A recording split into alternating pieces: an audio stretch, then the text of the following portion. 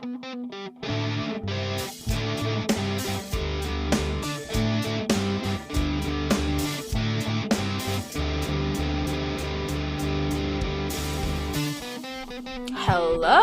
my name is Gray. And my name is Crystal. And this is Investigation Beauties, a supernatural commentary podcast, where I, someone who has seen this show several times, and I, someone who only knows the show through social media, discuss every single episode of Supernatural from start to finish. Also, we are both Asian. So for today's episode, we will be discussing Season 4, Episode 15, Death Takes a Holiday, written by Jeremy Carver, directed by Steve Boyum. We are back, baby. Yeah, we back. have returned. It's true. For 3 months, we weren't both Asian, and now look at us, both Asian again. It is nice to be back. I haven't looked at a man who was under 40 years old for so long. No, you know what? Like, when this episode started playing, I was, like, giggling, twirling my hair. I was like, holy shit, like, Sam's hot. Has he always been this hot? No, like, because, like, in one of the flashbacks, Sam has, like, a very rosy cheeks, and I was like, good lord, Sam Winchester, what happened to you? Yeah. He's so handsome. To all who don't know, we left Babpod for, like, 3 months to do a Good Omens podcast. Yeah. Which is very fun. And with that show, I really did need to read the subtitles because I couldn't understand their accents. Yeah, and going back to Supernatural is like, look, I can understand their accent. I don't even need to turn on the subtitles or anything. And so, for a while, I just turned off the subtitles, and I literally could not understand them. Like, I was lying to myself so severely, so I had to turn it back on again. Fun stuff. Yeah. I probably can understand their accent if Dean didn't speak like that. No, exactly. Dean does speak like that. So, like, I cannot, for the love of God, understand anything. This episode was fine. Like, I think I understand that it's probably on the... Is it on the, like, better half of Supernatural episodes? I think it is. I think it is, yeah. But, like, I didn't feel particularly anything about it except for when Castiel was on screen. Then it was the best thing that has ever happened to anyone. Because you watched this episode before me. Yeah. And you were like, oh my god, Cass is here. But, like, I couldn't figure out, like, when in the episode. Also because I just completely misremembered this episode. I thought that it was Appointment in Samara, yeah. Well, no, I actually thought it was like 2 minutes to midnight or whatever that episode is, where Death shows up. And I mean, upon further thinking, obviously that's not true because the fucking, famine still hasn't showed up and all that. So, like, obviously Death wouldn't showed up yet. But for some reason, I just associated it with the nice, like, Death music cue. So, when the episode started, I was like, oh, I don't think Death is gonna show up in this episode. Wait, where the fuck is Cass gonna show up? But so, like, when Dean goes, what the hell? And Cass goes, guess again. I was screaming. I was cheering. I was like, he's here. It is so wonderful to see Cass again. Like, it is wonderful to see Sam again. It's a bit wonderful to see Dean again. Honestly, I was very enthused by him this episode. Really? Yeah. Unfortunate. He loved making, for the like, audience. 3 sexual assault jokes in a row, though. He definitely enjoyed doing that. He definitely did. I did, like, when he did the Demi Moore joke, I was like, he's back. He's here on my screen right now. But, like, for real, though, I legitimately, like, had so many moments throughout the 3 months where I would just sit down and, like, think about Supernatural and be like, I have COVID. Like, it's crazy how much distance makes the heart grow fonder. I was, like, thinking about these men in jeans and everything. I wasn't, but it's nice to see them again. November 5th happened while we were away, and so that was on my mind and my timeline. But also, like, I don't know, for some reason, like, I was thinking about season 1 specifically and how fond I was of season 1 and everything. Yeah, because it's probably bad. No, like, but, like, every time I think of season 1, I'm like, what a wonderful time that was. It was such an amazing time watching season 1 of Supernatural. And then I think back to actually watching season 1 of Supernatural, and it was literally not a good time. What was the post about high school that you reference sometimes? I was so happy in high school. I mean, in the moment I wasn't, but in retrospect I was. Like, that's how I feel about season 1 of Supernatural. Yeah. I mean, you can only be fond of it, like, because you don't have to do it again, I think. Yeah, that's true. Are you gonna ask what I thought was gonna happen in this episode? So what do you think was gonna happen this episode, Crystal, before you knew it or seen it or everything? Yeah, so I knew that there was an episode in Supernatural where Dean has to take over for Death and, like, wear Death's ring or whatever for a day. And judging from the title of this episode, I thought that this was that episode. That turned out to not be the case. I also know that there's an episode where, like, Death eats pizza with them. And I thought that this would be in this episode. Yeah, and it wasn't. Nothing that happened in this episode is something that I was aware of beforehand. Besides the, what the hell, guess again. You know what, me too. There's also the exact same thoughts about this episode that I possessed prior to watching it. Yeah. I thought it was literally every other episode that involves a Reaper. Yeah. And then it wasn't, and also Cass is there. We haven't seen him since 410, no wonder we quit. We start off, okay. Are we doing the then sequence? Yeah. What are your thoughts on the then sequence? Been a while. For us, it's been really a while. And for the listeners. My only thought about the then sequence is that it's incredibly funny that in the voiceover, when Sam says, I'm a better hunter, stronger, smarter, I'm smarter, he's fucking Kara. Like, okay. So true. I'm smarter. And he literally is thinking with his dick. If you were smart, you would have sex with someone during the man has sex with someone and starts murdering people, okay? You're so right. I can't believe that was last episode. Mm-hmm. I mean, I can, given the stuff that they say about it in this scene, but yeah, I also cannot. So we have the teaser portion. You know what? Because we've been away from Supernatural and we've been away from this kind of TV for a while. You know, like this kind of show. I, like, miss this kind of format on a TV show. It's so, like, it means nothing. But it means everything to me. To you. Yeah, we start the episode with two guys, like, leaving a bar. And they're talking about fantasy football. Just, you know, fun banter. For them. For me, it means absolutely nothing. And then a guy, like, shows up in front of them, asking for change. They say no. Guy pulls out a gun. There's, like, an employee at the back of the bar, like, throwing trash into the trash bin. He sees all this happening. Yeah. And he decides that what needs to be done is that he's going to slam that trash bin cover so loud and so raw and startle the guy with the gun. Oh. I cannot figure out the logic behind this action. I think it looked like the employee was just, like, also startled, like it was, like, not intentional. He wasn't. He was quite frozen. Okay.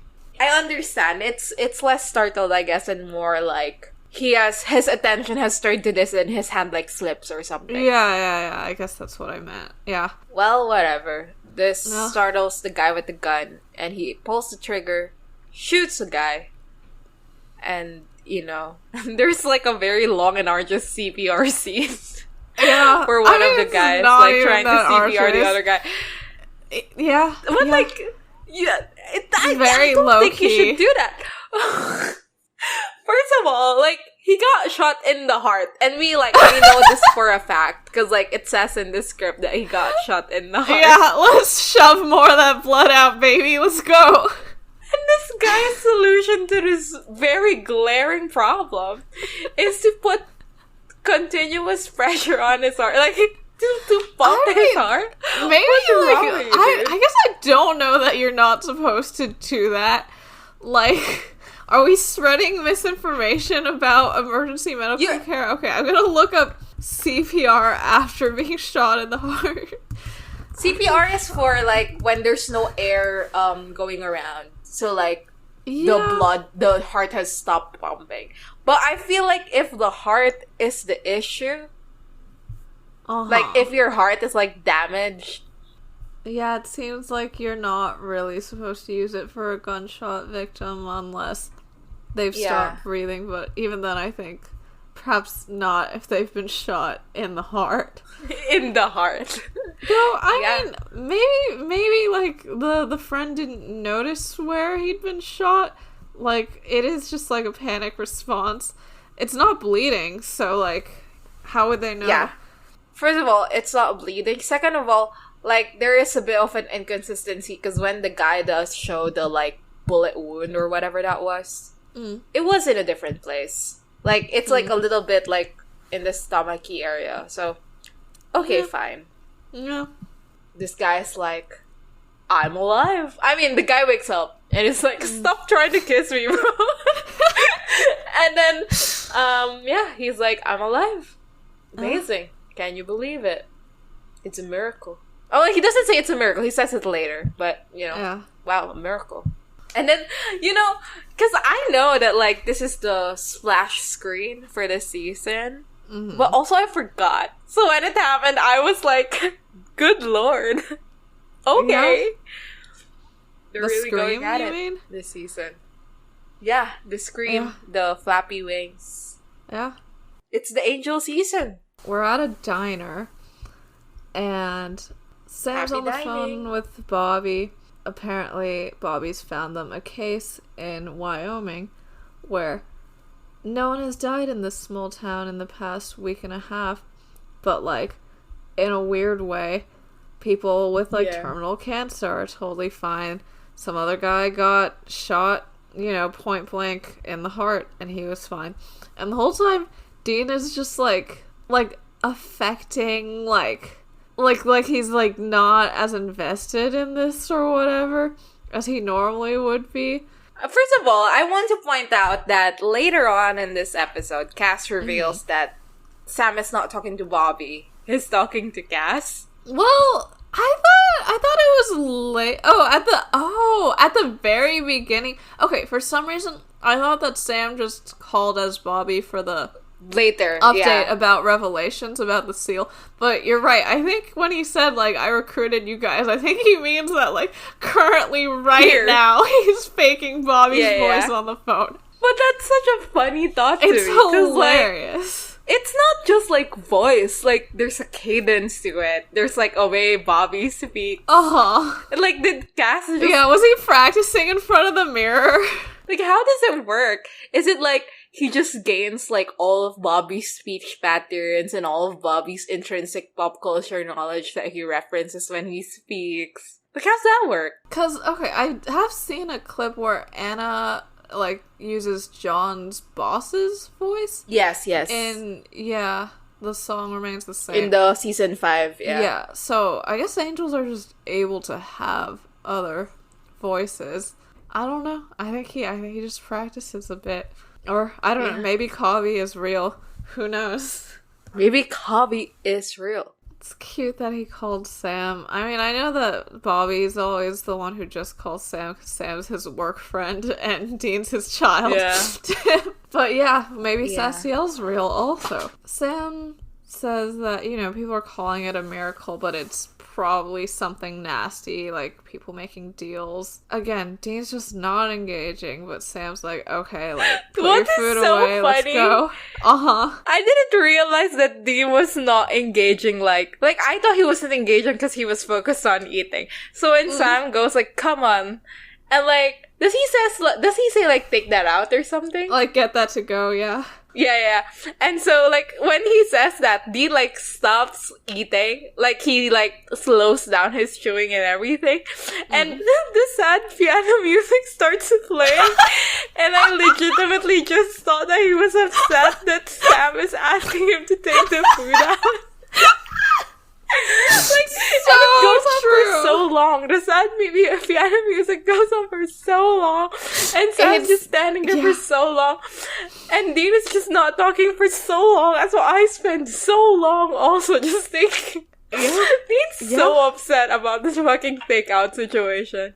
He does not want to put this thing on a styrofoam container. Exactly. It deserves the ceramic plate it's been on. Yeah, so that's the end of the great love story between Dean and this burger or whatever it was. Yeah. Court her. Found her. Yeah. So true. Amazing joke. Yeah. Yeah. Discord her wait, if we're doing a hashtag mentioned for BabPod nowadays, should we just read what that full post is and then reblog it? That's the entire post. The entire post is calling me a burger the way I court her, found her. So true. So, yeah, Sam's like about to head out, but Dean is still sitting there and eating. And then he goes, "You sure you want me going with you?" And Sam's like, "Huh." And he's like, "I don't want to be holding you back or nothing."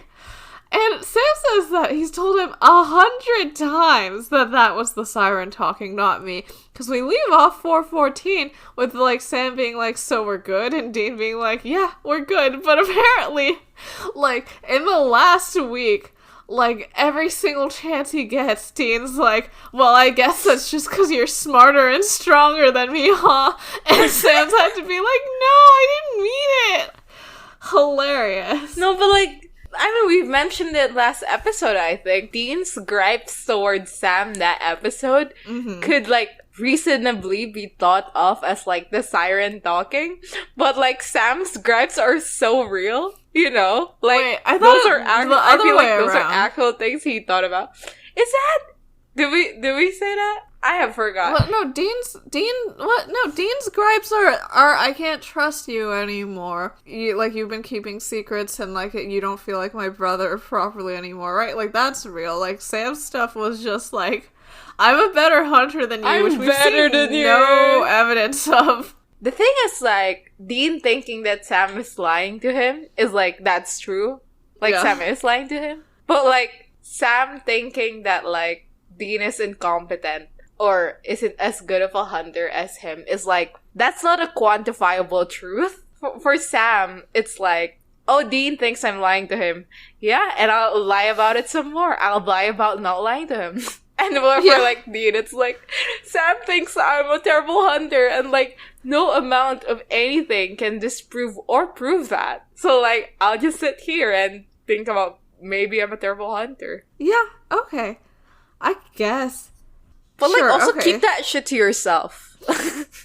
Yeah, I don't... like, for him to still be stuck on that, like does that mean that he suspects that it's true and it's, like, digging into some kind of insecurity? Because I don't feel like we've seen any evidence of that. That's true? That's true, and that's something that Dean is afraid of. Huh. Did we ever see Dean be scared that he's not good enough? For hunting? I don't think so. For hunting, specifically, yeah. I mean, there's the whole, like, you can't save everyone thing. I guess. But I feel like that's a different thing. That's a different thing. They both couldn't save everyone, so... Yeah, I don't know. I guess, like, if they, like, maybe pushed on, like, how the uncle and family remains was with Dean and then got, like, killed or whatever a bit more, maybe I could see something coming out of that. But, you know, the family's totally fine that the uncle's dead at the end, so it doesn't feel like that's a thing. I guess what Sam's getting at there is, like, you're, like, not willing to, like, for example, like, let me train with Ruby or things like that. Like, you want to stick to, like, the safe hunting methods, and that's, like, what's preventing you from being able to, like, kill certain demons and stuff like that. Is it, like, does Dean think that might be true? Yeah, I mean, it's not specifically a case thing. It's more like a overarching like plot what situation. You're willing I do agree with that. Yeah. And I don't think Dean agrees with it in that he thinks it's a bad thing. It's more like Dean knows that Sam thinks this, and it's like... concerning. Well, that's horrible that you think that. Like, it's not an internal struggle for Dean. It's more like, and Sam's, like, doing things again that I don't want him to do. I mean, this episode really cements it. That, like, everyone really does think Sam is, like, fucking horrible for this. Yeah. Yeah. Because, like, I feel like there's, like, some deniability in the past episodes. Because, like, the people saying that what Sam is doing is bad are, like, the angels. And, like, the angels aren't particularly portrayed as benevolent creatures. Mm-hmm. And, like, Dean's being an asshole. And, like, Ruby is being terrible, too. And Ruby's trying to convince him to do it.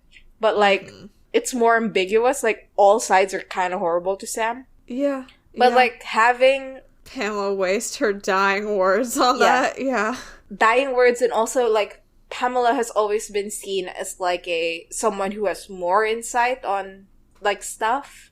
Like, understands the occult better than most people. Like, they go to her to consult her. So, like, she must be someone who knows her shit. And the fact that someone who, like, knows her shit, isn't involved with the angels, actually doesn't like the angels, you know. Yeah. Still thinks that what Sam is doing is bad is, like, that's the thing that cements it. That, like, Supernatural as a show is, like, trying to tell us that, like, we're supposed to think that this is a bad thing. I feel like Supernatural already told us that, because we're supposed to, like, consider Dean, like, a moral high ground a lot of the time. And, yeah, but I don't. So. Yeah, but, like, I guess this is, like, for, you know, the last remaining fans who aren't certain, here's our stance. So Dean gets me all upset about this. Last episode, Dean was literally about to kill Sam with an axe while, like, saying a line about, oh, tell me again how I hold you back, and Sam's not mad about that. Like, Dean, get over it. Sam's like, can we get past this? And Dean thinks for a second, and then goes, yeah, we're past it. And, I mean, I guess they are, because it never comes up again. Yeah. Yeah. I mean, Supernatural always does this where, like, they try to connect it to the last episode and then just don't follow through. They just drop Honestly, I support it. I feel like it would be tedious to keep bringing it up too. Like, we can just take it as, like, something simmering instead of something said, you know? Yeah. We go to the house of the guy who, like, got shot earlier. And apparently Sam and Dean has introduced themselves as bloggers, which is really wonderful. Yeah. And they, like, Jim, the guy who got shot, is asking, like, okay, so, like, what's the name of you guys' blog? And Sam's like, we're flooredbythelord.com. Iconic. I mean, Dean obviously finds this so amusing that they're flooredbythelord.com.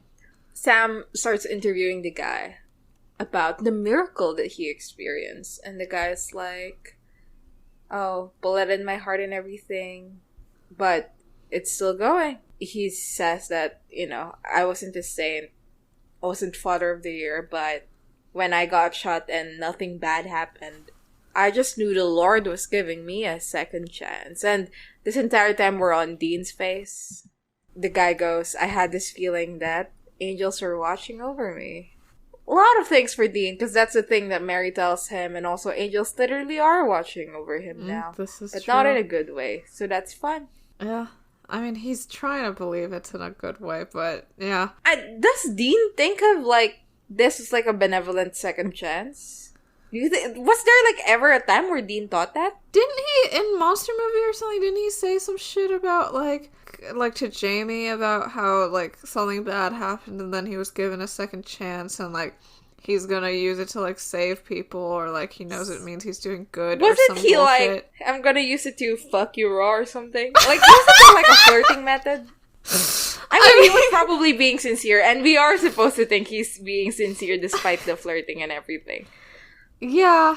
I mean, it's such an odd thing. Because, again, we've mentioned this over and over again. Season 4 is so full of it. Like, Dean being like, I was put here on Earth again to save people. And then just, and then, like, an absolute goes fucking back menace. To harassing women, yeah.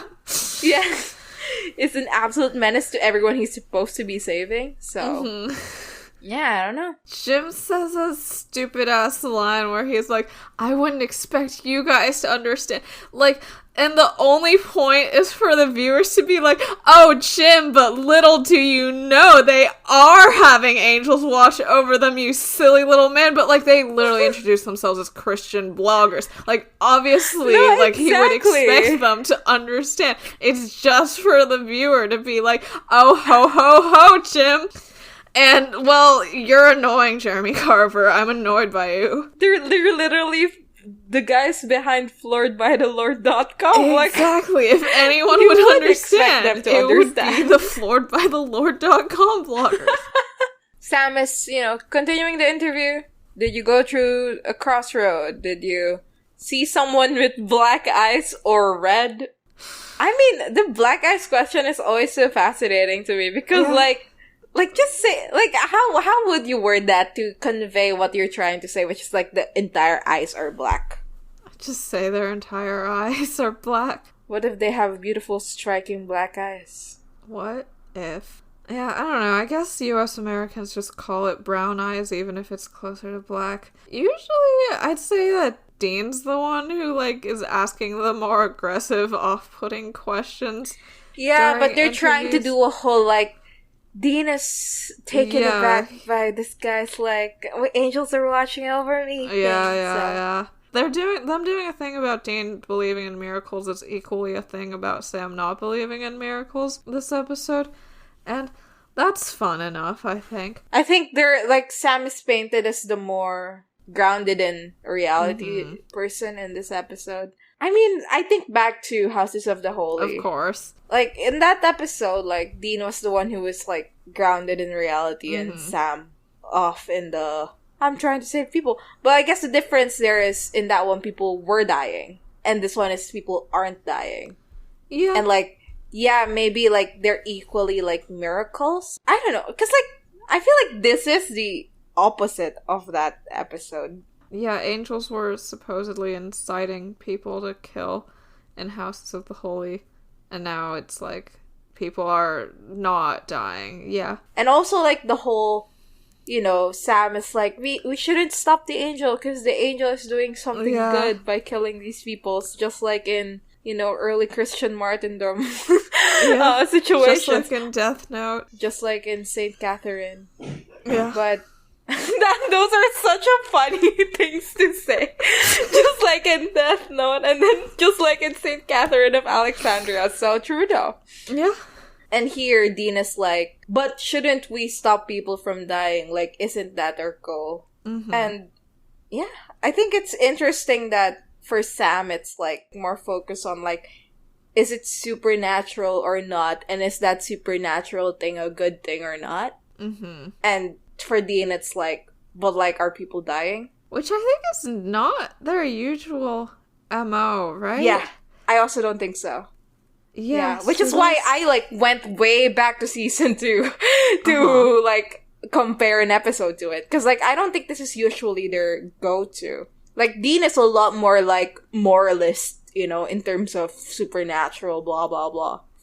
Yeah. I guess for Sam, Houses of the Holy, it didn't happen in a vacuum. It probably did cause him to become a lot more jaded about this shit. Yeah, it was the breaking point. Yeah, more than the status quo. Yeah, he wanted to believe in miracles, and he wanted to believe that, an angel had chosen him specifically to carry out God's will, and then it turned out it was just, a ghost of a priest that was, manipulating people, and thinking that he was saving their souls, but probably, condemning them to hell forever for doing murders. At that, he was okay, well, I guess that, angels, aren't real or whatever the fuck.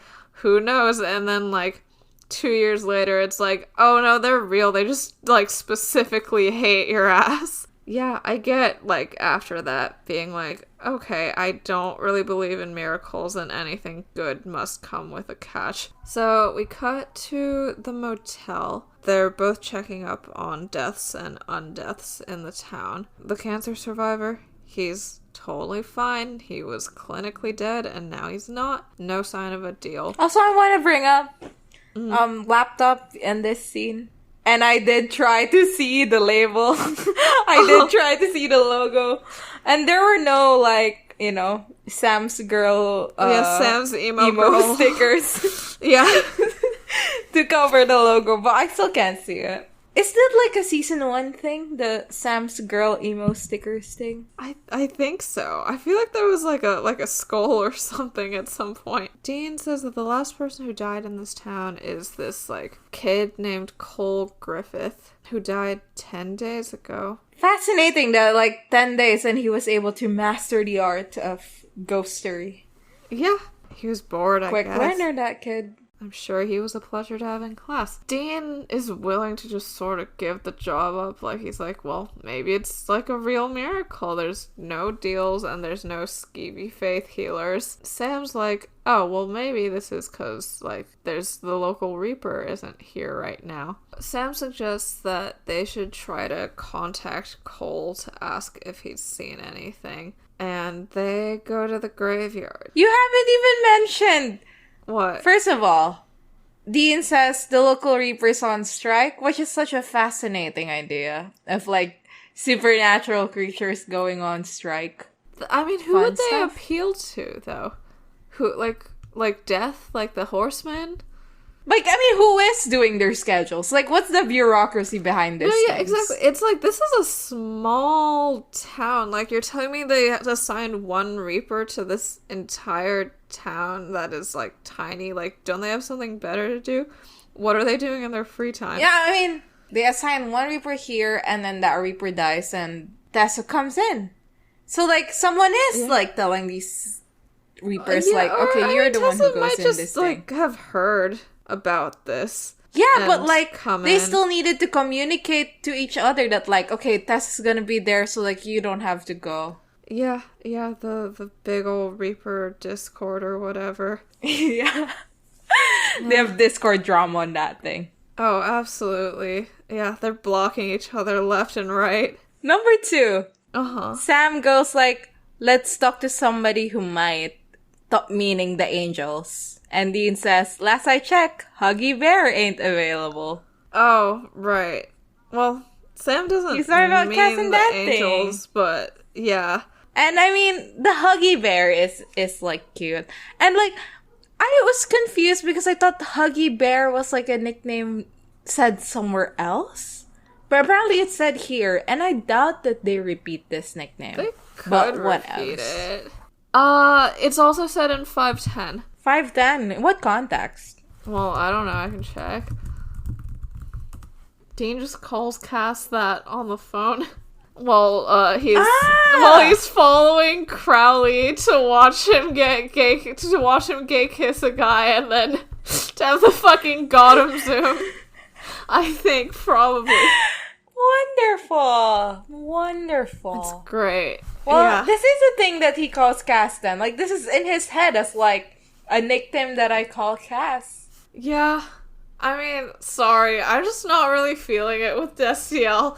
But, like, you go ahead. I mean, it's still not, I feel like in this season, it's still not the kind of Destiel that would appeal to you. I feel like there would be a time where it's a kind of Destiel that would appeal to you, but not now. Yeah. I mean, we're not going to rehash the they're not even best friends argument here, so. No, but like, they are now. Well, see, we are already rehashing it. I mean, I haven't seen it all, so maybe I'll change my mind. My diplomatic response to that. Yeah. I will wear you down. We have 5 to 6 or 7 or 8 years so different? Like, am I, like, came back wrong for the, like, listeners right now? Was I really into Destiel when we last left off? I'm sorry. You weren't. Okay. You were, like, you were into Cass, and even when a Destiel thing was happening, you were very intent and clear that I like this because of the Cass stuff, not necessarily because of the Destiel stuff. Okay, good. All right. Yeah. I mean, even our episode where, like, I think it's titled, We Are Watching Destiel Happen Live, I was the one who was talking about Destiel, and you were like... And then Cass, like, looks down and blinks, and then looks to the side, yeah. From what we know of the Cass and Dean relationship to this point, like, what has happened between them? Let's do like a recap. So they meet the kitchen rat, and then we have the big one is the Great Pumpkin scene with the bench. Yeah. Cass reveals that he's been having doubts and that he was praying that Dean would choose to save the town. And then we have Heaven and Hell. Yeah, they go after Anna, which Dean is against. How does that thing end? Sam and Dean and Ruby came up with a plan to get the angels and the demons to come together and then cancel each other out by, like, fighting each other to the death or whatever the fuck, so that Anna can get her grace back and then run off. One of the demons, I think Dean saves Cass. Yeah, Dean saves Cass from Alistair, even though, like, I guess that wasn't part of the plan. Like, Anna gets away, Uriel is angered, but Cass holds him back, like, with a brief touch to the shoulder or whatever, and says that their business is concluded, and then heads off. Yeah, and then Dean cries about being in hell, and while Sam looks on with no emotion whatsoever. Fascinating episode!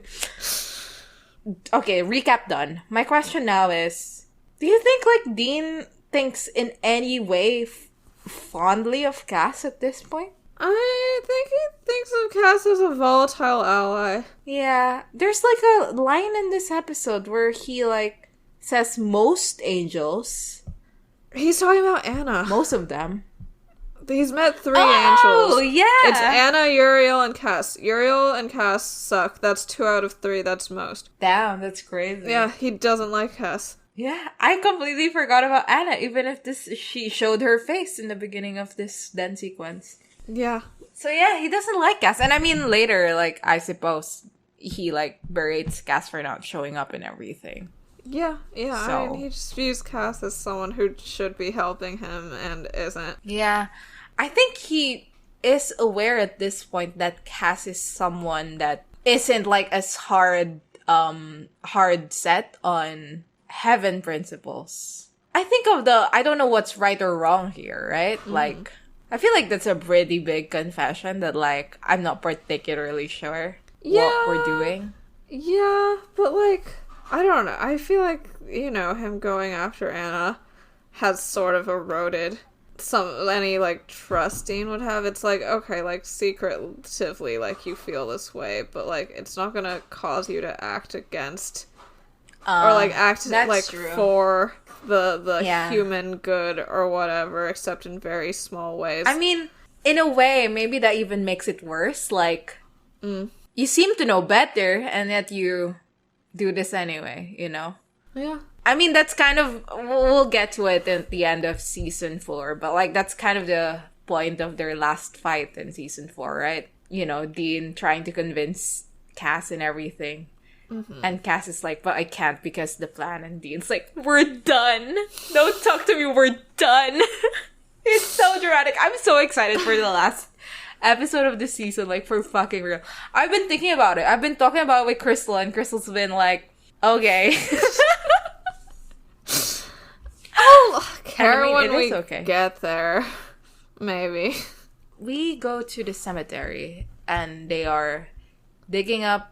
Actually, are they digging up, or are they, like, doing a Ouija board situation? They're trying to summon the kid in some way, I think. Ah, yeah. Well, do they even need to do this in the gravestone? Oh yeah, because they did this in, again, Houses of the Holy. And they did do it, like, in the gravestone or something. Uh-huh. But, like, the grave is inside the church, like, mausoleum. So it's not the grave. They had a similar confrontation. Yeah, and they had the SpongeBob placement. Cloth that they turned around. Yeah, and because they said something racist about it. Did they? One of them says, like, it doesn't get more ghetto than this or something. Oh. And then we forgot about it when we were doing the racism points at the end, so we gave it 0 racism points, even though it should have gotten a racism point for that. Well, terrible show, honestly. Yeah. thing about Supernatural is you will talk about, like, your favorite episode ever. And then, like, you remember that, like, they mentioned busting Asian beauties in an extended bit in it. And it's like, oh my god. Like, for example, in 817, Goodbye Stranger, there's an extended bit at the beginning of that thing. Oh, where it's like the men of letters had, like, voluptuous Asian pretties or whatever Asian the lovelies. fuck. Yeah. Scooby Natural, Dean was a fucking creep in that one. And it's like, every single one you have to be like, this is a wonderful episode that I, like, love so much. Except also, for the like, gunk. this absolutely horrific bit.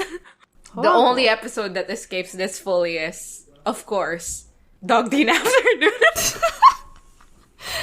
Wait until we get there. Are you sure? You've watched it, like, more recently than some other later episodes, so can you guarantee 0 points in all categories?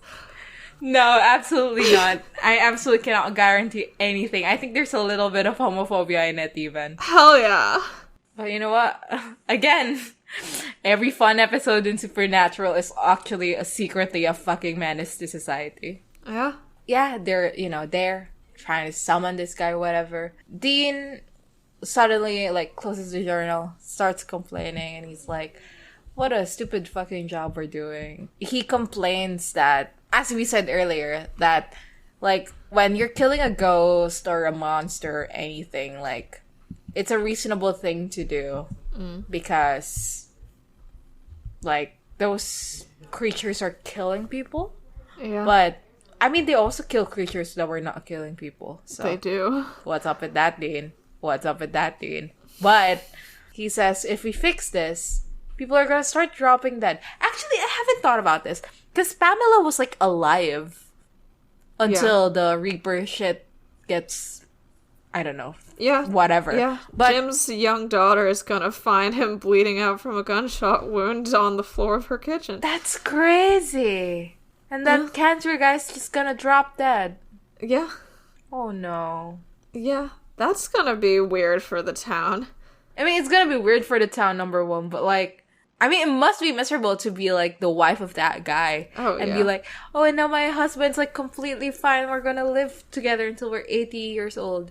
Yeah. And then, like, the next day he's dead. And he's like, he was already supposed to be dead. And you gave me this, like, couple days of hope. And now it's over. And it's more miserable, maybe. Yeah, they're gonna have a lot of weird feelings about religion, I think. Given that they all seem to think that God gave them a second chance. But it was like God gave them a trial run and they failed is probably how some people are gonna think of it. Sam goes, I don't want them to die either, but, natural order. There's a natural order. And Dean is, like, in disbelief, and it's like, you don't see the irony in that? Like, you and me, we're very unnatural order, because all we do is ditch supernatural. Death. And Sam's like, yeah, but we're so special. Yeah, I mean, it turns out that they're right. Like, they are God's specialist little they princesses. are very special. Yeah. Dean is unconvinced. He's saying, we're no different than anybody. And Sam, looks at him in a bit of disbelief. And there's, like, a little pause in the conversation. And then he goes, I'm infected with demon blood. Yeah. And, like, Dean, like, scoffs a little bit. And then he goes, you've been to hell. Sam is so funny sometimes. Yeah. Sam is, like, he's an absolute fucking killjoy. He's so unfunny. But also he's funny sometimes. And that's what's important. Yeah. Do you think people think I'm, like, being mean when I say that Sam is a killjoy? He is, though. I hear people say a lot worse things about Sam. No, but, like, I need everyone to know that I say these things fondly. Like, I love that Sam is a bit unfunny. A lot unfunny, even. Yeah. I love that he don't give a shit about being funny. That's important to me. Like, I mean, I complained a lot in season 1 that, like, Dean is, like, the funny, goofy brother, and Sam is the serious, brooding brother. But, like, as the seasons progress, Dean remains the goofy brother, and Sam has lessened on the brooding section. Yeah. So now he's just unfunny. And I support that. Like, I genuinely love that. I mean, I was annoyed with the brooding stuff, because I just don't like that as a character trait. But, like, now he's not brooding. He's just annoyed at everything. And that's important to me. We need more guys who are annoyed at everything. What is actually wrong with disrupting the natural order? Absolutely nothing. Yeah, they have to invent the seals thing so that, like, it actually makes sense that they're trying to, like, stop this from happening or whatever. I mean, you can claim that yeah, modern medicine is disrupting the natural order.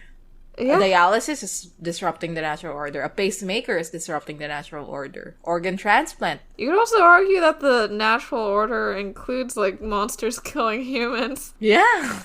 I mean, they're naturally there. Yeah, they really are. They were gonna keep doing it even without the, like, seals reveal, right? Like, they were still summoning the kid. I mean, I guess Sam's a Bible reader, so he would also think that to everything there is a season. I mean, Dean has in the past been very pro-natural order, I think. So I guess that would be his reasoning, too. I mean, the real issue here is that they don't even know about the Reaper situation.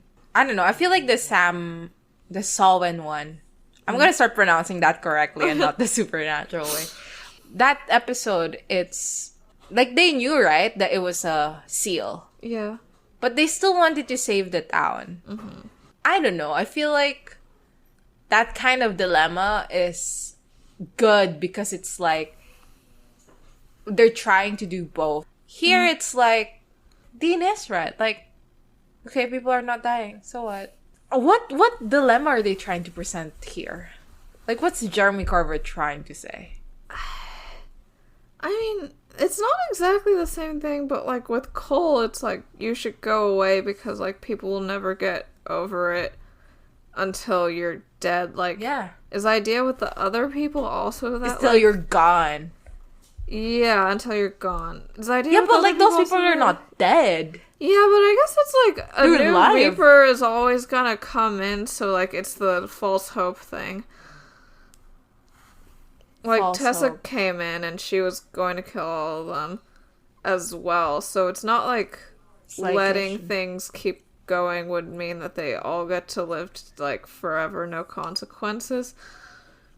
Like maybe I mean that's also the same again about organ transplant. That's the same about a pacemaker. You're still gonna die, but, like, you still do it.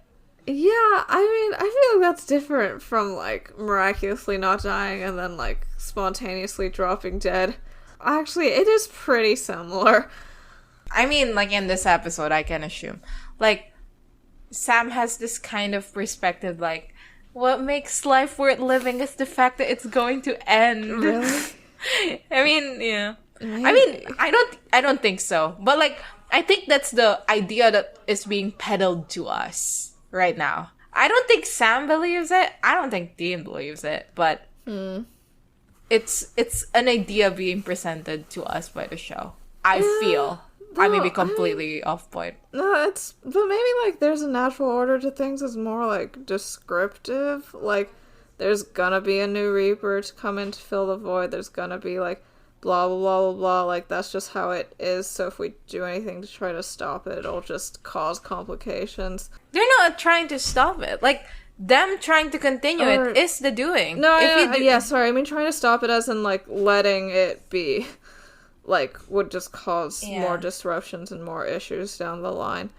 I mean, I still don't understand why they are saying what they're saying. And specifically, like, why the person who is saying it is saying it. I don't know, like, because it's like, okay, Dean's thing this episode is also that he's, like, grateful that heaven gave him a second chance, but, like, he also wishes that he just died in 201 with Tessa, but, like, I guess it's fine to have conflicting ideas held in your mind. A lot of people do that. So, I guess that's Dean's thing, like, the interaction of those ideas. I also find it fascinating that, like, Sam, who has vehemently tried to be normal, like, all of Supernatural, basically, is just out here going, like, yeah, I'm infected with demon of love. I'm pretty fucking fucked up in that way. Very unnatural of me. I think...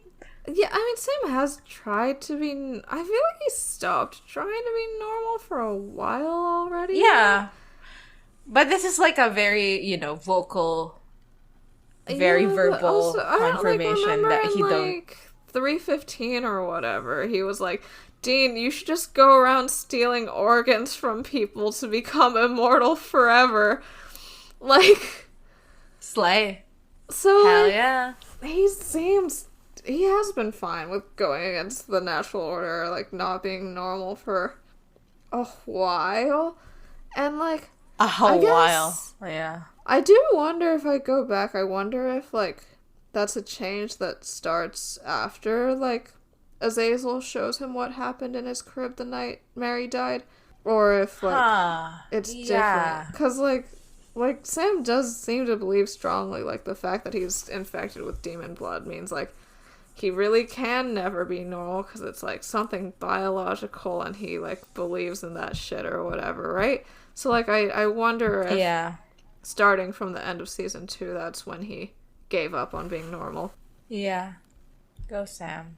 Go Sam. Or maybe don't. I'm not actually sure what my stances are in this episode. But, yeah. And Sam is like, I know you want to think of yourself as Joe the plumber, Dean, but you're not, and I'm not. So, the sooner you accept that, the better off you're gonna be. I guess in the past, all their stuff about big words. Like, they've always considered the other one the exception in terms of, you know, like, what happened with Sam and Dean in 315 and, like, in Croatoan when Dean was like, oh yeah, I totally shot this teenager's parents as soon as they got infected, but, like, Sam got infected, don't you dare touch him, etc., etc. So, like, I guess this is just extending it to, like, and also we should think that about ourselves. I mean, I guess for the other person, it's so. It's a selfishness thing. It is like like you're my brother and therefore, like, the rules that I have and, like, killing monsters indiscriminately don't apply to you.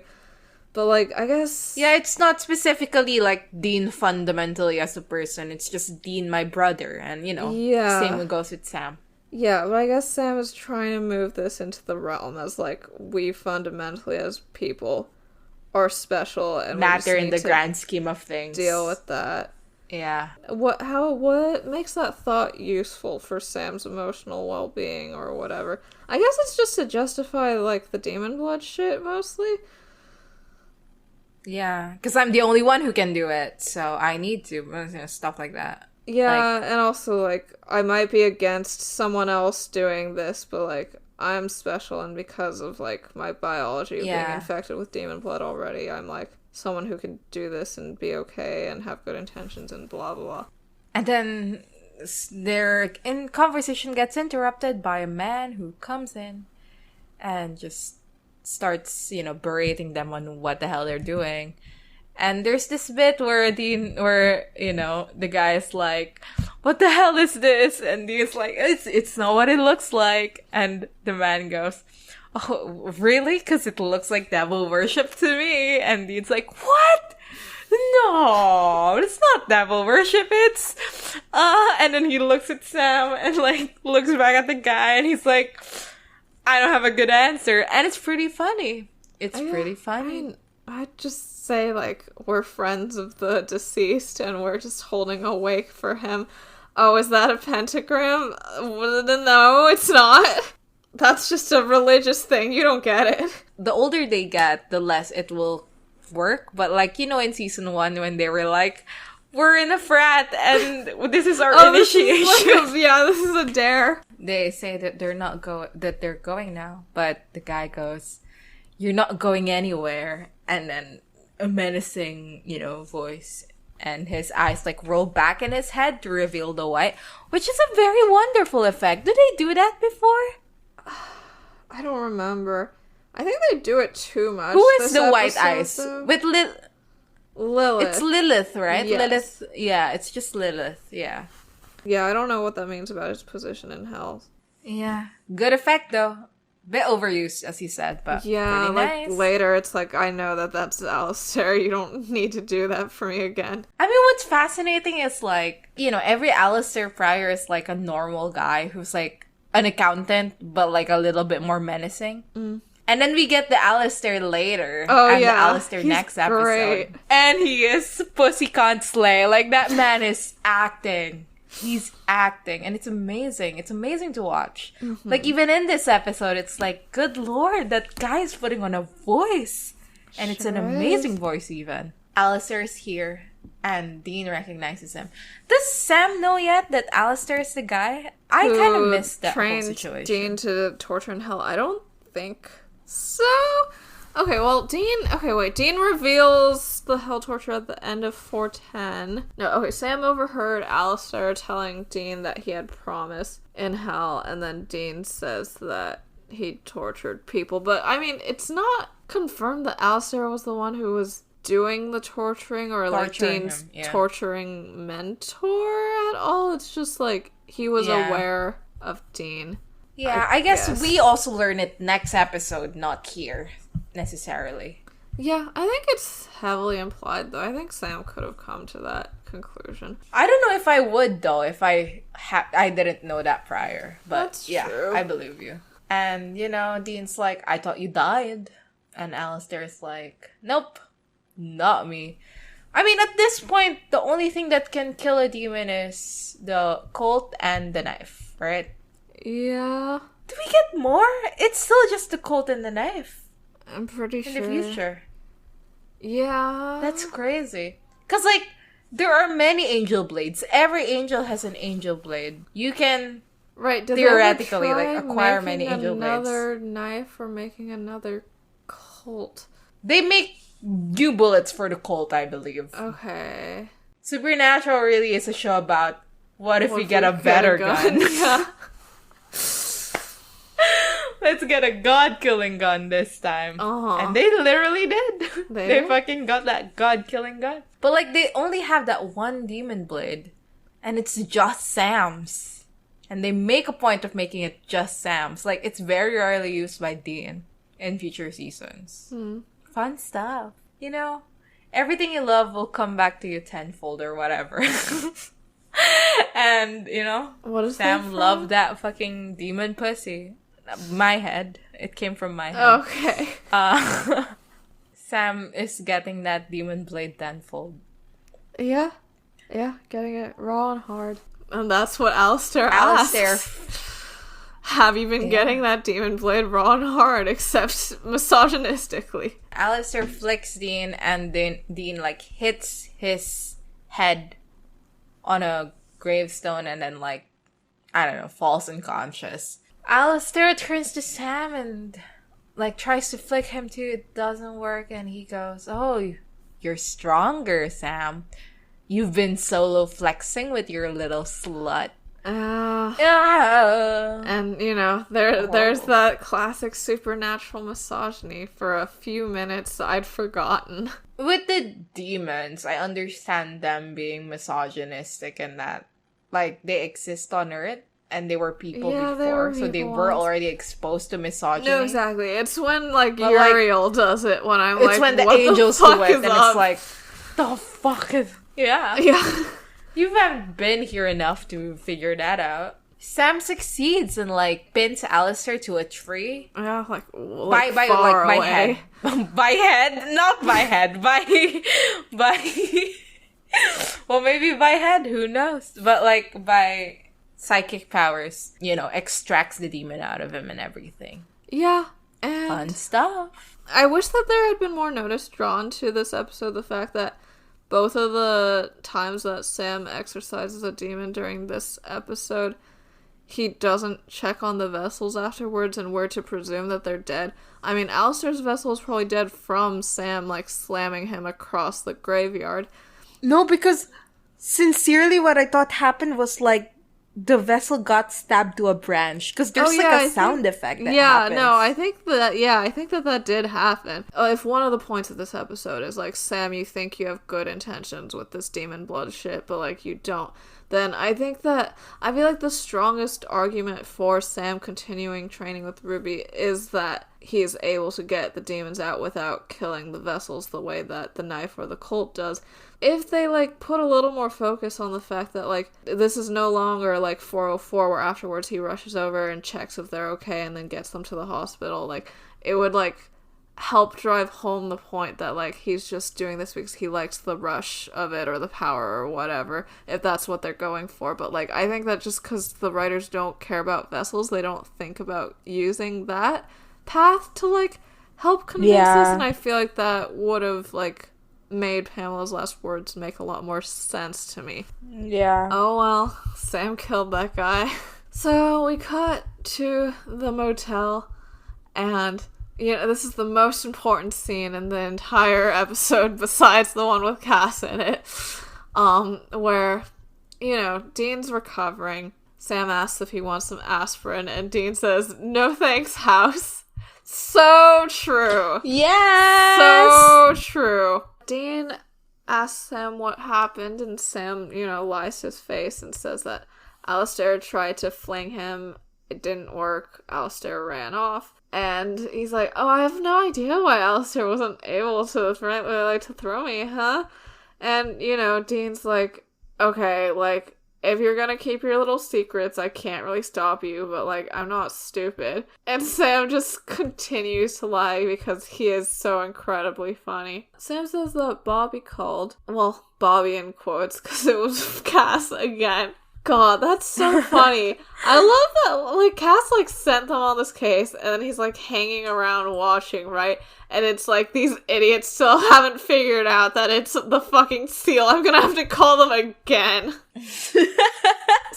Yeah. So, there's apparently a verse from an obscure version of Revelation that's, "And he bloodied death under the newborn sky, sweet to taste but bitter when once devoured." It should have been, like, twice devoured or something, right? The reveal that you need to kill 2 Reapers, like, came out of fucking nowhere, and it was just to, like, give them some more time or whatever to, like, figure out the chandelier throwing thing or whatever, you know what I mean? There should have been something so that it wasn't so annoying that came out of nowhere. Yeah, and it's just to have, like, Tessa around, honestly. Yeah. I mean, it could have been, like, Tessa immediately who was captured. But, like, it wouldn't give Dean and Tessa talking time, which is, I guess, a big point in this episode. I guess. I wish that they never talked ever and that Dean died in 201 just like he does, but, Yeah, if you kill a Reaper under the solstice moon, which is tomorrow night, then a seal breaks. Tomorrow night, by the way. Yeah. This is one of the funny... Cass Pig 420 that videos. Video, yes. Gay as hell way to deliver that. Sam says that he wishes the angels were here because they need their help, but Dean's like, nah, not gonna happen.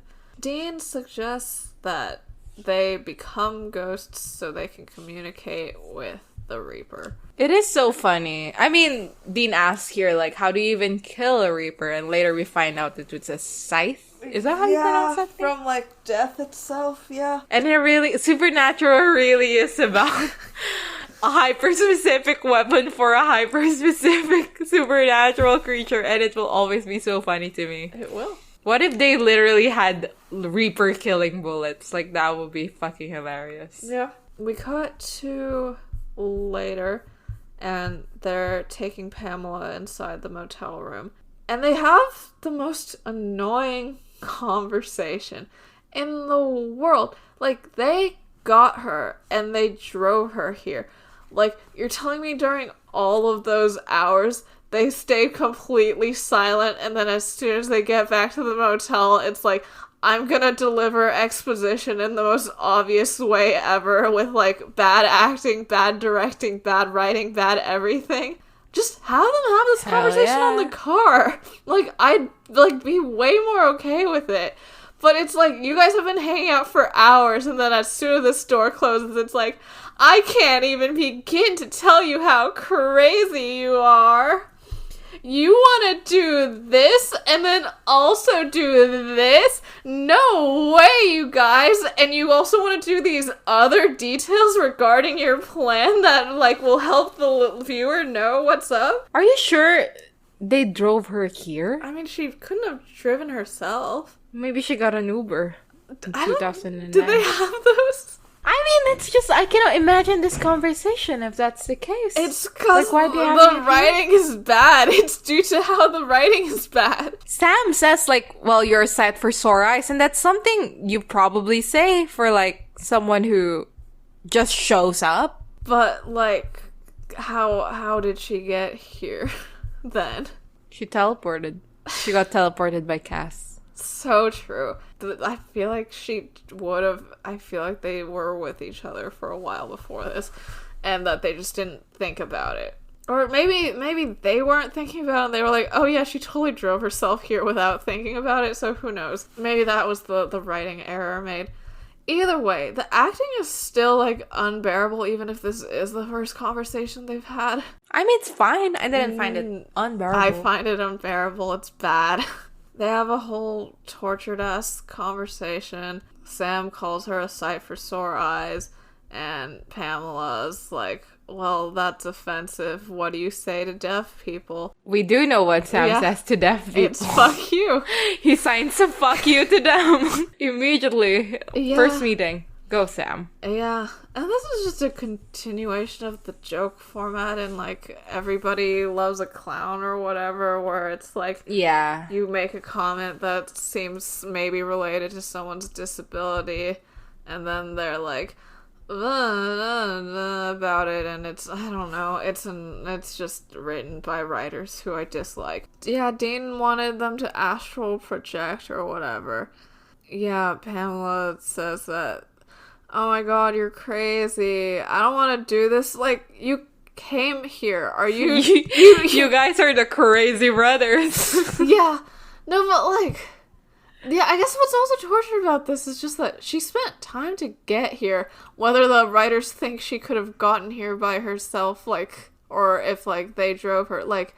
You're telling me that she has only brought up the objections now? Like, were Sam and Dean just like, you have to get over here and we're not gonna tell you for what until, like, we're walking up the stairs to our motel room, and she was like, that's fine with me? Like, you know, like, they would have had this conversation, if not, like, during the drive on the phone when they, like, asked her to come over. Whatever. Who give a shit? She's like... You guys don't know what you're doing, and I'm sick of being hauled back into your angel demon soch greaser crap. You came here! Whatever. Outsiders by S.E. Hinton, reference alert. Yeah, we have another moment where, you know, Dean's like, oh, I also wish that I was relaxing and watching Judge Judy, and she's like, great, more blind jokes. And he's like, you know what I mean, whatever, Jeremy Carver. He says, we need your help, and apparently this works. So they set things up, and Pamela sitting on this chair in front of the beds makes Sam and Dean, like, lie down. This is so funny to me because... So Sam and Dean are lying on the beds, and Dean is, like, lying straight, like, vertically. And then Sam, who maybe perhaps is like too long for the bed, lies diagonally. Slay. It's so wonderful. That guy is so tall, it's unreal. And Pamela, like, does a little chant. And it's showtime. Dean sits up, and the room has changed color. Dean goes, well, nothing like shooting blanks. What's plan B? Why does he speak like this? But okay, go Dean. Pamela doesn't respond to this at all. And Dean looks at Sam, who is still unconscious in the bed. But then he turns over, and Sam's there. And he looks over his shoulder to the bed, and he's there. And he goes, oh, I'm so filling up Demi Moore. And, like, dang. I physically recoiled. Yeah. Remember in Wishful Thinking when, like, this, like, teenager, like, wished that he was invisible so that he could, like, spy on women in the showers? Yeah. And, like, they treat that guy with, like, so much derision, as, like, they should. And, like, they, like, literally run over him in their car and everything just to, like, show, like, how that guy's, like, gross and, like, bad and you shouldn't like him. And then, like, Dean, like, does the exact same thing. He later suggests that they go to Victoria's Secret, like, and, like, peep into those changing rooms, too. And it's like, okay, so, like, what are your policies? Like, what?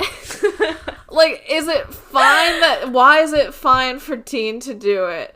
Like, is it just because he's, like, I don't know, it's, like, either, like, they think that because Dean is, like, hot, like, there's just, like, inherent consent in any, like, interaction that's sexual that he has with a woman because, like, everyone would, like, want that already, or, like, it's, like, next to Dean, women aren't people, but, like, next to, like, this guy who's, like, less attractive and not a main character, women can be people because they're on, like, similar levels. Like, what is the reasoning here? I mean, I think maybe a part of it is, like, oh, Dean's just saying things.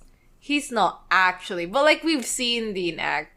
We know that he's actually, you know? And also the fact that, like, if somebody, like, makes these jokes, and in real life, and it's like, oh yeah, they are just jokes, but, like, the fact that these are the first things to come to your head, like, I would be like, okay, let's not meet each other ever again, you know? Yeah. And multiple times, too. Multiple times. Mm-hmm. We learn here, too, that Pamela needs to, like, whisper an incantation in their ear to bring them back. And she, like, leans down and whispers, "You have got a great ass," to Sam. Yeah. Sam's delighted by this. I think, some of Pamela's shit, like, is quite bad. Like, I think she does, like, sexually assault them at times. I feel like this one was okay. I didn't feel automatically disgusted by it, at least. You know, they're outside being ghosts or whatever the fuck. Like, someone runs through Sam, and then Dean has fun by, like, sticking his arm into Sam's chest and all that shit.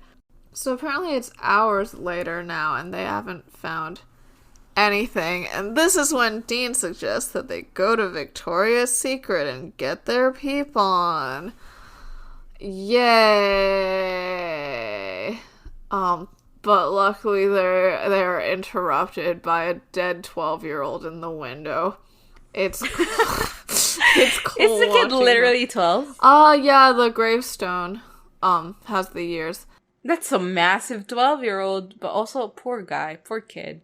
I have no clue what ages kids are, which we've established already. I thought he was 10. Adam. So them were 11. Yeah. You thought this kid was 10?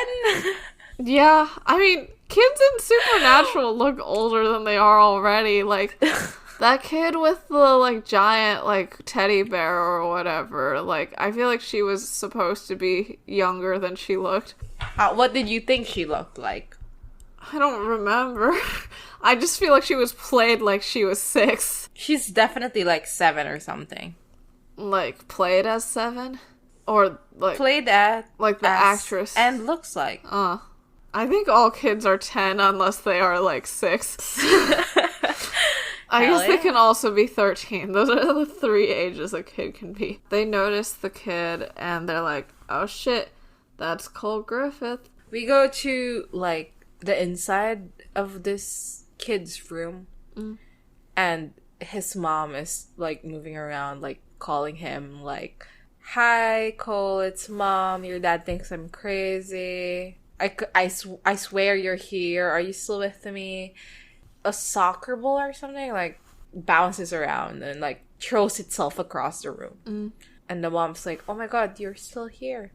And as she leaves, Sam and Dean enter as ghosts, so they don't have to do the whole, "Hi, we're Sam and Dean, bloggers from flirtbythelord.com." Yeah. But, yeah, they see Cole, and he's there. They do the whole reveal that, like, "We're also spirits. Let's talk." They go downstairs, and, like, in this entire scene, like, the mom is just in the foreground, like, drinking or whatever. Yeah.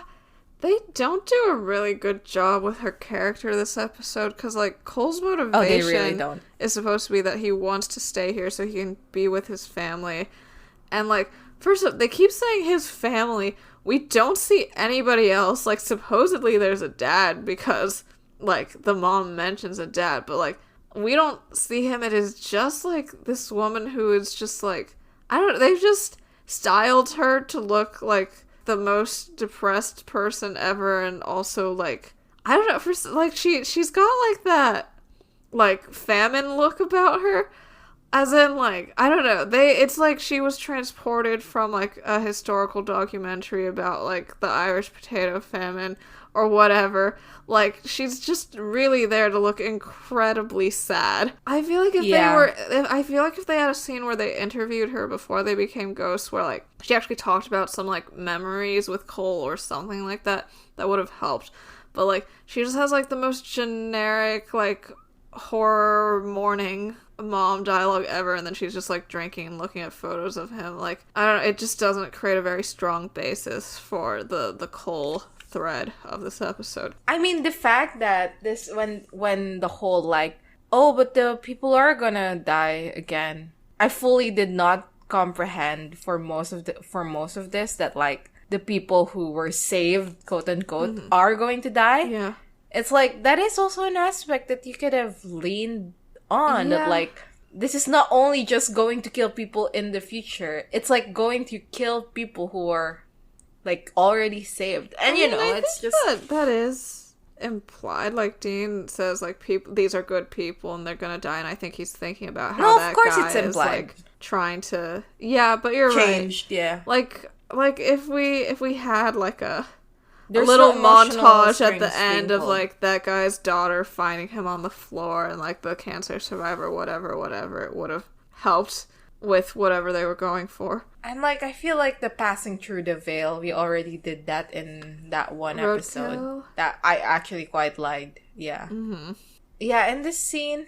You know what? This scene fucking terrified me. Because apparently this kid died because of cold air-induced asthma. Oh, yeah.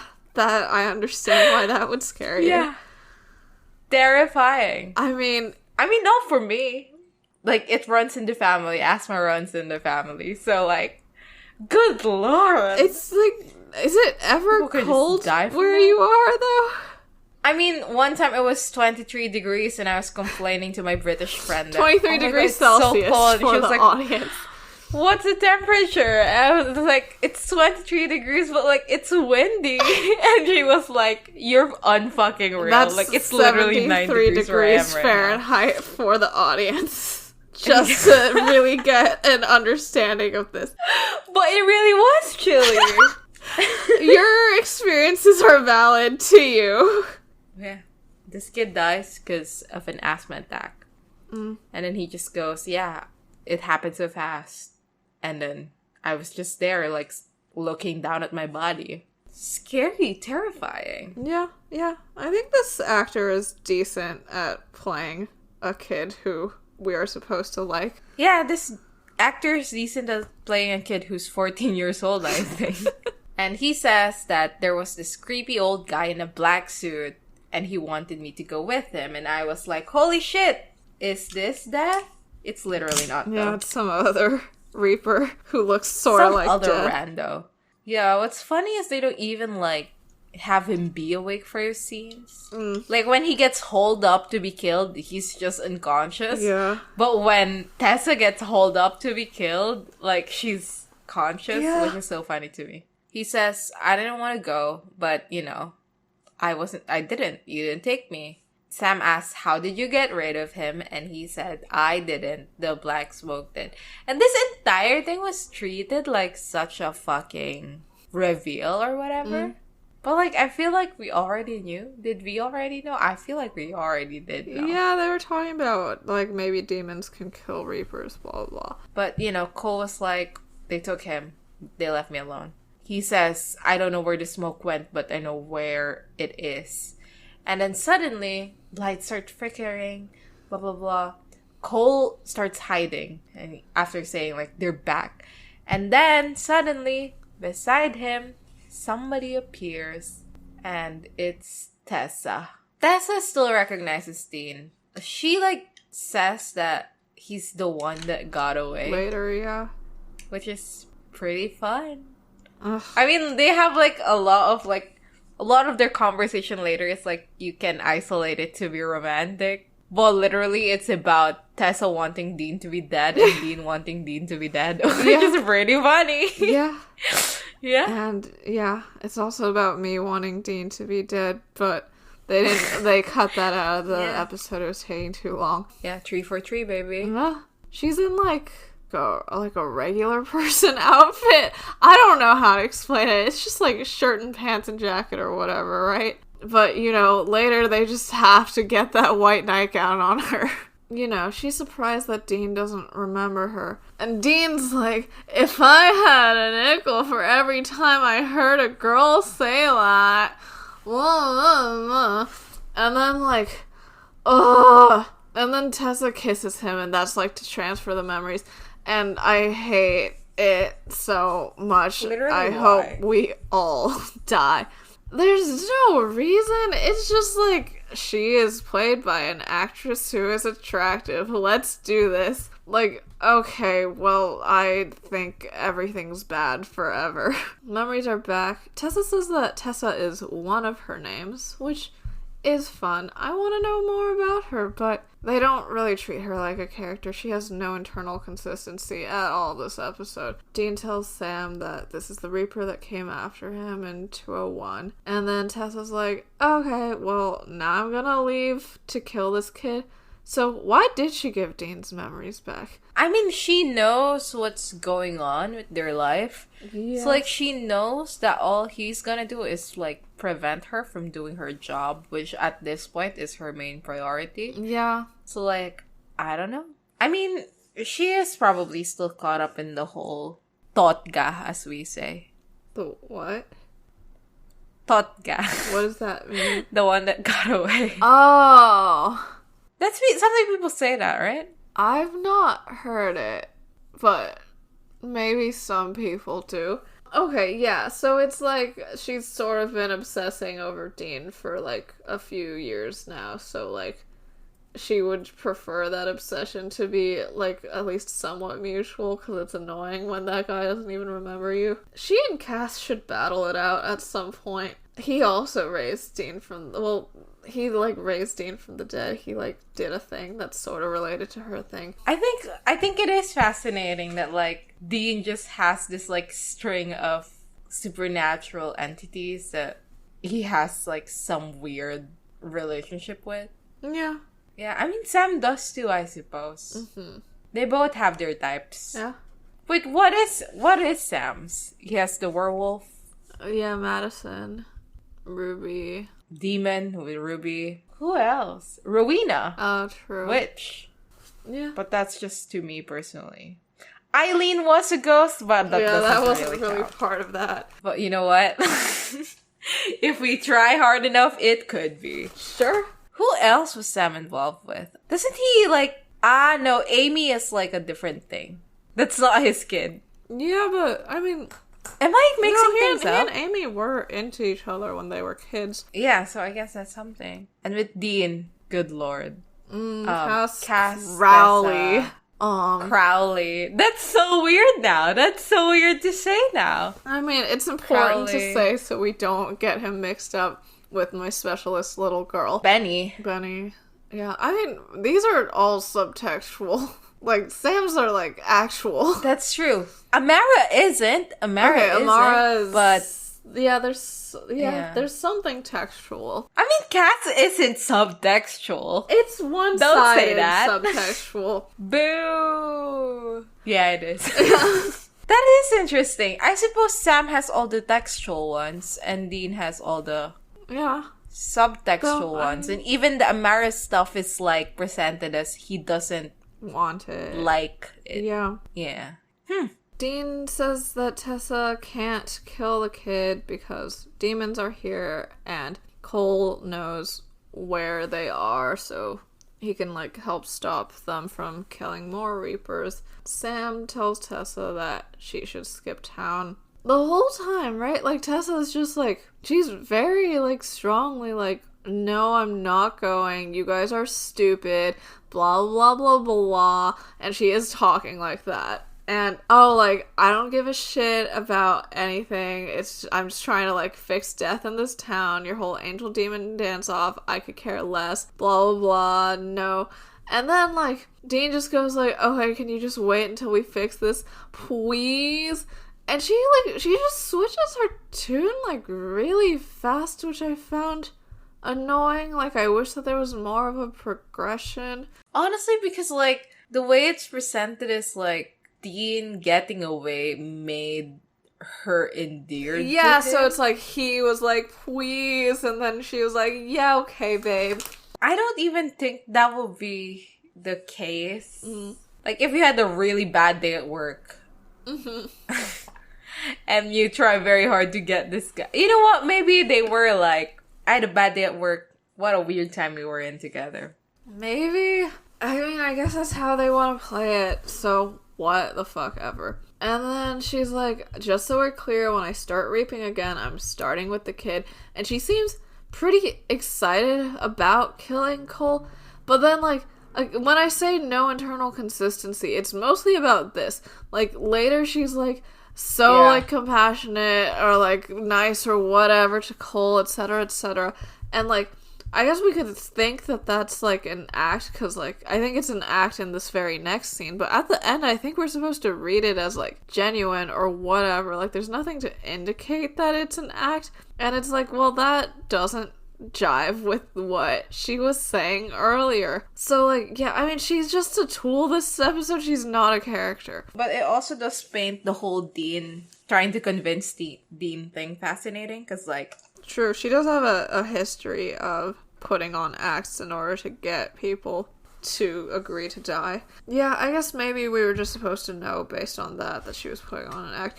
But, like, it's still, like, supposed to be, like, this beautiful moment or whatever. So, Sam's like, okay, I'm gonna find the kid and get this info. And Dean's like, what are you gonna say to him? And Sam says, whatever I have to. This scene is like, is it necessary? Like, I think about it and I'm like, why is Sam doing this? I don't know. It's like... Really, like, I feel like there are other ways to get the kid to, like, tell you where the smoke was.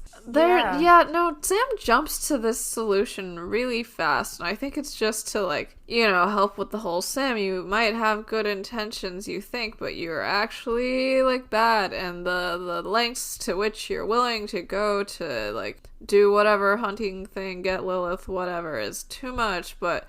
It did feel pretty jarring and not in, like, it's intentional and, like, in a good way. It's like it's intentional in a bad way. Sam goes upstairs to Cole's room. Cole is in the closet. Slay. He's, like, trying to do this sympathetic thing where he's like, oh, this must all be really overwhelming and scary. Cole's like, it's really difficult to see my mom, like, come in here and tell me how sad she is. And, like, I'll move stuff so that she knows that I'm here, but that just makes her more sad. And Cole says that he's not gonna tell Sam where the smoke is. And then Sam pauses for a second, and then he's like, hey, what if I told you that if you help me, you wouldn't have to leave here ever?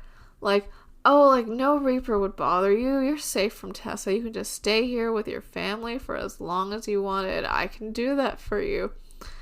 And Cole makes him promise, and he does. And it's just like, yeah, it just feels like a forced, like, setting up something. I suppose it was odd to me, because, like, I never even really thought of Cole as, like, someone who desperately wanted to stay. Yeah, I feel like that was not set up at all. Obviously, when it was, like, when the Reaper was reaping him, he didn't want to go. But, like, now he has seen his mother. And, like, now he has seen how... I mean, he mentions, right? Like, I try to move around stuff, but she just gets lonelier and lonelier. Yeah, like, I don't see why he would want to stick around besides... I guess just that he's scared of death, which is, like, the point of the episode or whatever. But, like, he doesn't even say that. It's odd. And also, it's, like... There's no real follow-through. Like, Sam's the one who does this. And, like, Sam doesn't seem to have any, like, rough feelings about it later. Like, Dean's the one who's like, Cass, like, it's so bad that people are gonna die now. And, like, Dean's the one who's with Tessa when she finally takes Cole.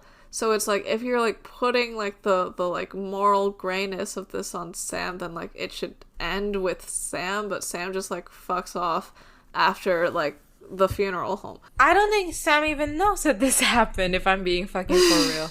Tessa and Dean are in the kitchen still talking. It starts this thing where, like, Tessa's, like, saying, like, oh, life's so funny, you and me together again. And Dean asks, like, are you making a move on me? And she goes, you're the one that got away. You'd be surprised how little that happens to me. Fun. And then Dean says, can I tell you something about between you and me? Which did remind me of the whole, 407, if you promise not to tell another soul. And Tessa's response is, who am I gonna tell? Which is also interesting. Yeah, like, because, like, Discord. I mean, what are Reapers? Reapers are... Later, they're a separate thing retconned from to be angels, but, like, currently yeah, they're exactly, not. Right? I think about, like, what is the social dynamic of angelhood? Like, if you say that to Cass and Cass goes, who am I gonna tell? Cass in the future, probably, like, that's true. Cass now is like, well, he has many people to tell, actually. Yeah. Like, hope he can tell Uriel or something. Yeah. His cohorts in heaven. But, like, with Tessa, who, I mean, at this point, not written to be an angel. So, like, does Tessa not have anyone? Yeah. Like, are Reapers more isolated individual solo flying creatures than angels than angels? I mean, we don't really see the social aspect of demons that much. Yeah. Well, I thought it was interesting. Yeah. But Dean says that after our little experience, for a whole year after that, I just had this hole in my gut, which, you cannot just... What's that line Sam says? I know that you have a hole in you can't just, like, shove stuff. Keep filling it up. Yeah. Wonderful sentence. But he goes, I was missing something. I didn't know what, but you know what it is? It was you. And I was like, oh my god, that's such a romantic thing to say. Yeah. And then he goes, the pain of everything I experienced. I just wish I was dead for good. And I was like, good lord. Yeah, and he goes, yeah, I guess things are different now, though. And Tess asks about, like, oh, is it the angel on your shoulder? And, yeah, this is our reveal that Tessa knows. Although we don't really do anything about it. But, yeah. Dean says, yeah, don't get me wrong, most of the angels I've met are dicks with wings. I suppose that is meaning Uriel and Cass. Yeah. He says... he's done horrible things, but someone upstairs still decided he deserved a second chance. It makes him feel, I don't know. Yeah. And then Sam comes down, disturbs this conversation, and Tessa does this whole thing where she introduces herself to Cole. I find this so odd, like, because Sam goes like, okay, Cole, just tell them what you told me. And it's like, you could have just told them. You're It's so odd. Why are you doing this, Sam? He says, I saw the black smoke at my funeral. At the funeral home, it was everywhere. And then suddenly lights start flickering and the front door swings open and then black smoke everywhere. It, like, covers everything, and then when it disappears, Tessa is gone. Yeah. Dean is like, oh my god, like, how the hell are we supposed to fight that? And Sam's like, oh, maybe we should learn some ghost moves. And Dean goes, bye tonight? Yeah, sure, I'll meet you back at Mr. Miyagi's. And the kid goes, who's Mr. Miyagi? This is what's that? Karate Kid reference, I think? Yeah. Okay, what we have next is this sort of fun, like, training montage of Sam and Dean learning how to ghost fight. It is pretty fun. Yeah, I was amused. Like, I'm glad they didn't, like, push too hard and everything they're doing is to try to kill Cole eventually angle, because I feel like it would have been a bit overdone. I feel like it just works as a thing that's sort of in the back of your mind while you watch them have fun and goof around. Yeah, also, Sam does mention here, like, Cole's 12, you're right. I don't know, I wish they just hired an actor who looks a bit younger. I mean, this kid, like, I think acts well. Why not? I think... Actually, we could probably look up this kid's age, but okay. Like, when we're doing the IMDb thing, so we don't spoil ourselves, we can figure out how old this kid was in 2009. First step of the training montage, Dean's concentrating really, really hard to try to get a windmill to turn. And he does, like, an okay job, but it's a lot of effort. And, you know, Cole's cocky. Cole's having a great time. And he is able to move a bunch of shit outside. And then inside, Cole is punching Sam. It's great.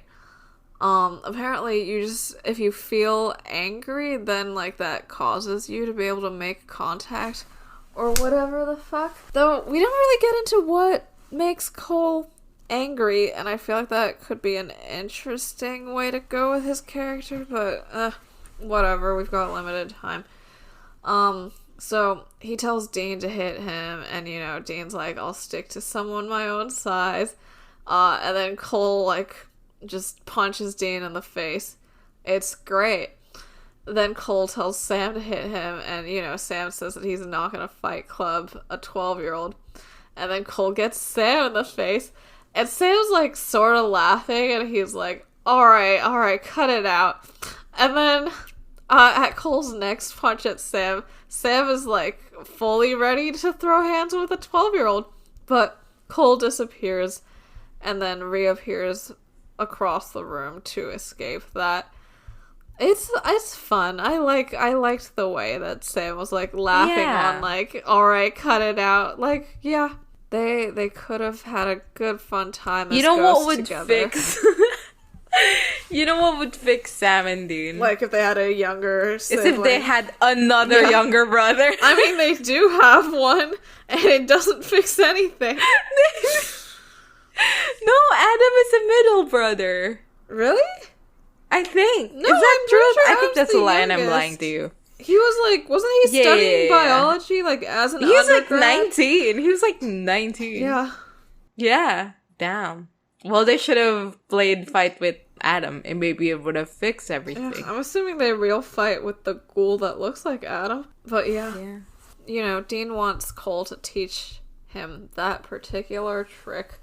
And supposedly he does. Yeah. And then, you know, we are walking towards the funeral home, and we see the outside, and it's completely covered in this, like, glowing diagrams of sigils on the wall. You know, Sam and Dean figure that this is something that only, like, people in the Vale can see, because, you know, they wouldn't be able to see this IRL. And as they go along, they go inside, and there is this, like, room that's just massive and unoccupied by anything else. And there is a sigil on the floor, and inside this giant sigil is Tessa and this other guy who is, I suppose, the older Reaper. And there's, like, a guy standing guard. So, like, there's a fight scene where this guy gets beaten. Like, they don't see Sam and Dean, right? Yeah, no, they're both in like, this guy doesn't see Sam and punching Dean. him, and it's pretty funny. Yeah. More people come in, and they get trapped. Like, this is a trick. They got tricked into attacking this guy. And then like, a bunch of people come in with, like, this iron chains.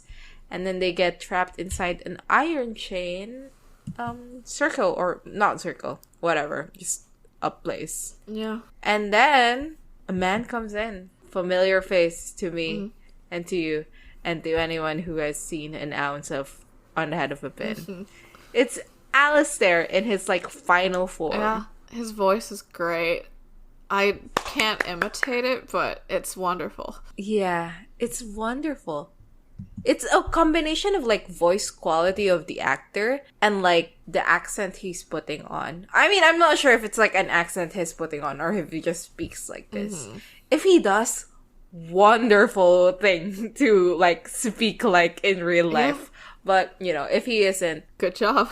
Wonderful accent to put on for this character. Yeah, it's like this drawl. It's very drawly.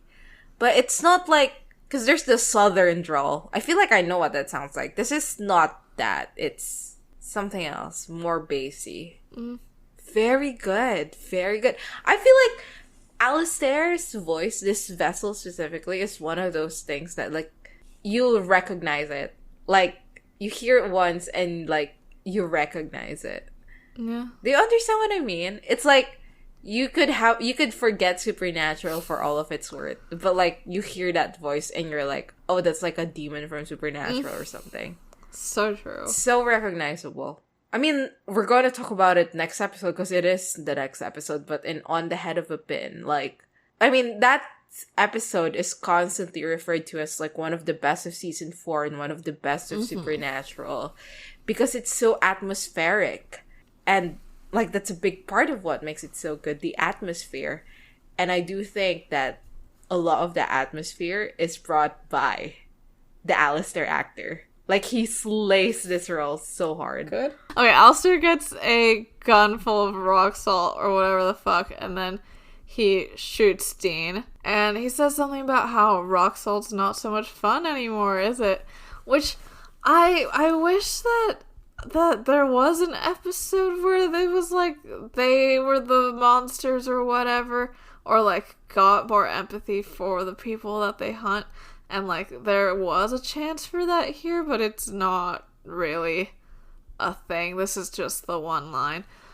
Unfortunately, Sam is unable to use his powers because he's not in his body or whatever. Alistair says that Hell keeps sending him back up here, even though he's not that into it, to get him to break seals.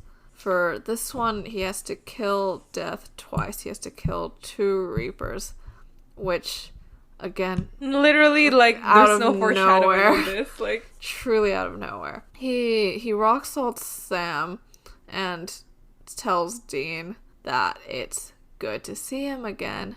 Dean says you can shoot us all you want, but you can't kill us. And Alistair's like, oh, are you sure about that? So, like, we're supposed to assume that what's happening in the motel room next is that... he's gonna kill, like, their bodies, yeah. But, like, is that what the demon's goal seems to be? It's a pretty disjointed fight scene, so I can't really tell, but... I mean, it can either be, like, kill Sam and Dean's bodies or kill Pamela, so then they can't no be one brought can back ever. Get them back to their bodies. Yeah, that'd be pretty cool. They were stuck as ghosts forever. In the motel, we just cut briefly to, Pamela sitting there, and then there's sounds. So then she locks the door, but there's a window open, and there's wind outside. Alistair, like, holds a scythe. Is it not Sith? Is that a different thing? I think Sith is, like, from fucking Star Wars. Dean makes a comment of like, oh, really? You're gonna kill a Reaper with death? Little on the nose, huh? Alistair says, an old friend lent it to me. He doesn't really ride a pale horse, but he does have 3 amigos. Fun stuff. Yeah. They're just jonesing for the apocalypse. So, like... yeah, like, he's friends with death. Yeah. Imagine just being a regular person who dies and was kind of shitty, so you become a demon in hell, and now you're, like, friends with literal death. Also, I don't remember much of what death is like in season 5. Mm-hmm. I remember some of famine, but, like, in just, like, a weird roundabout way of, like, I know that famine, like, wanted to do the apocalypse. And I think Pestilence also wanted to do the apocalypse. Yeah. What's the other fucking... War? Mm. I don't even remember if we had a war in this thing. I mean, we definitely did, because the whole point was collecting the 4 rings. Mm. Death, I feel like, was a lot more... neutral on the whole apocalypse thing. Yeah. But from what we hear here, like, I mean, he did offer this scythe. Yeah. And that is to lead directly to the breaking of the seal, which would lead directly to the apocalypse. So, I suppose. Yeah, I prefer a neutral death as a character, but if we're doing this, okay. Yeah, I do also prefer a neutral death. Because, like, war and famine and pestilence are, like, bad things, Mm. But, like, death is universal. Yeah. Alistair pulls up the old guy Reaper. He doesn't wake up, because he's irrelevant to this fucking episode. And he starts chanting. I don't know. He, like... how does he kill? Like, he just slashes with the scythe? Yeah, he just slashes his neck. Sam and Dean notice that there's a chandelier over the sigil. Mm. As the Reaper grabs Tessa, who wakes up, Sam and Dean are able to chandelier that thing down. It like breaks the seal of the sigil. Tessa is able to get out. Also, like in the motel room, we are seeing stuff happening where like Pamela closes the window, goes to the bathroom, nobody's there. But then, as she leaves the bathroom, there's a demon in the hotel room. Like, there's this like little moment where she's like pretending to not notice, and then she runs up to Sam and starts reciting the chant that like supposed to bring him back, but Pamela gets dragged up and everything. Okay, we cut outside the funeral home and Sam is gone, so Dean tells Tessa to get out of here. He'll find Sam in the motel room. What has happened is that Pamela was able to wake Sam up finally. However, in the course of her fight with the demon, she gets stabbed in the stomach. Rip. Sam exorcises the demon with his powers and shit, and then again the vessel seems to die from Sam like flinging it against a wall. Rip. Pamela is laughing, but like clearly not in like a good way, and she's saying that she can't die in this town. There's no blood from her injury. Sam is worried about her, and he's saying, like, you need a doctor. I like how that line was delivered. I don't know. He was very nice about it. Pamela's like, no, let's just make me a drink. What is the reasoning here? With, like, what's, like, going on with Pamela internally? That, like, she wants to save Dean versus go to... Yeah, well, I don't know. What do you mean? Because like she can just wake him up like right now. Yeah, they just wanted her to die. I don't know. It's just like it's like useless or whatever, so he'll die anyway. Like no hospital can help. Yeah, because like the moment she gets out of this place and another Reaper finds her, she'll get reaped. But also, like you can still treat the wound. I think. Yeah, I also think that you can't like. The issue is that, like, you'll just start bleeding again if you just bandage up the area. Like, once you start bleeding again, it'll be less bad or something, right? No, it probably will be. Okay. I mean, we saw how it bled out when it started bleeding out. But, like, you don't know that from just getting stabbed. Or maybe you do. I've never been stabbed, so I don't know. Yeah, like, she's just super certain that it's, like, bad enough that she would die no matter what. Like, I don't think you would know that, but, like, maybe she does know that. Dean is outside walking, and then Alistair appears and says, like, you can't run, not from me. I'm inside that angsty little noggin of yours. And then Alistair gets struck by lightning and just is gone. And Dean... very confused, looks around, goes, what the hell? And then from behind him, a voice says, guess again.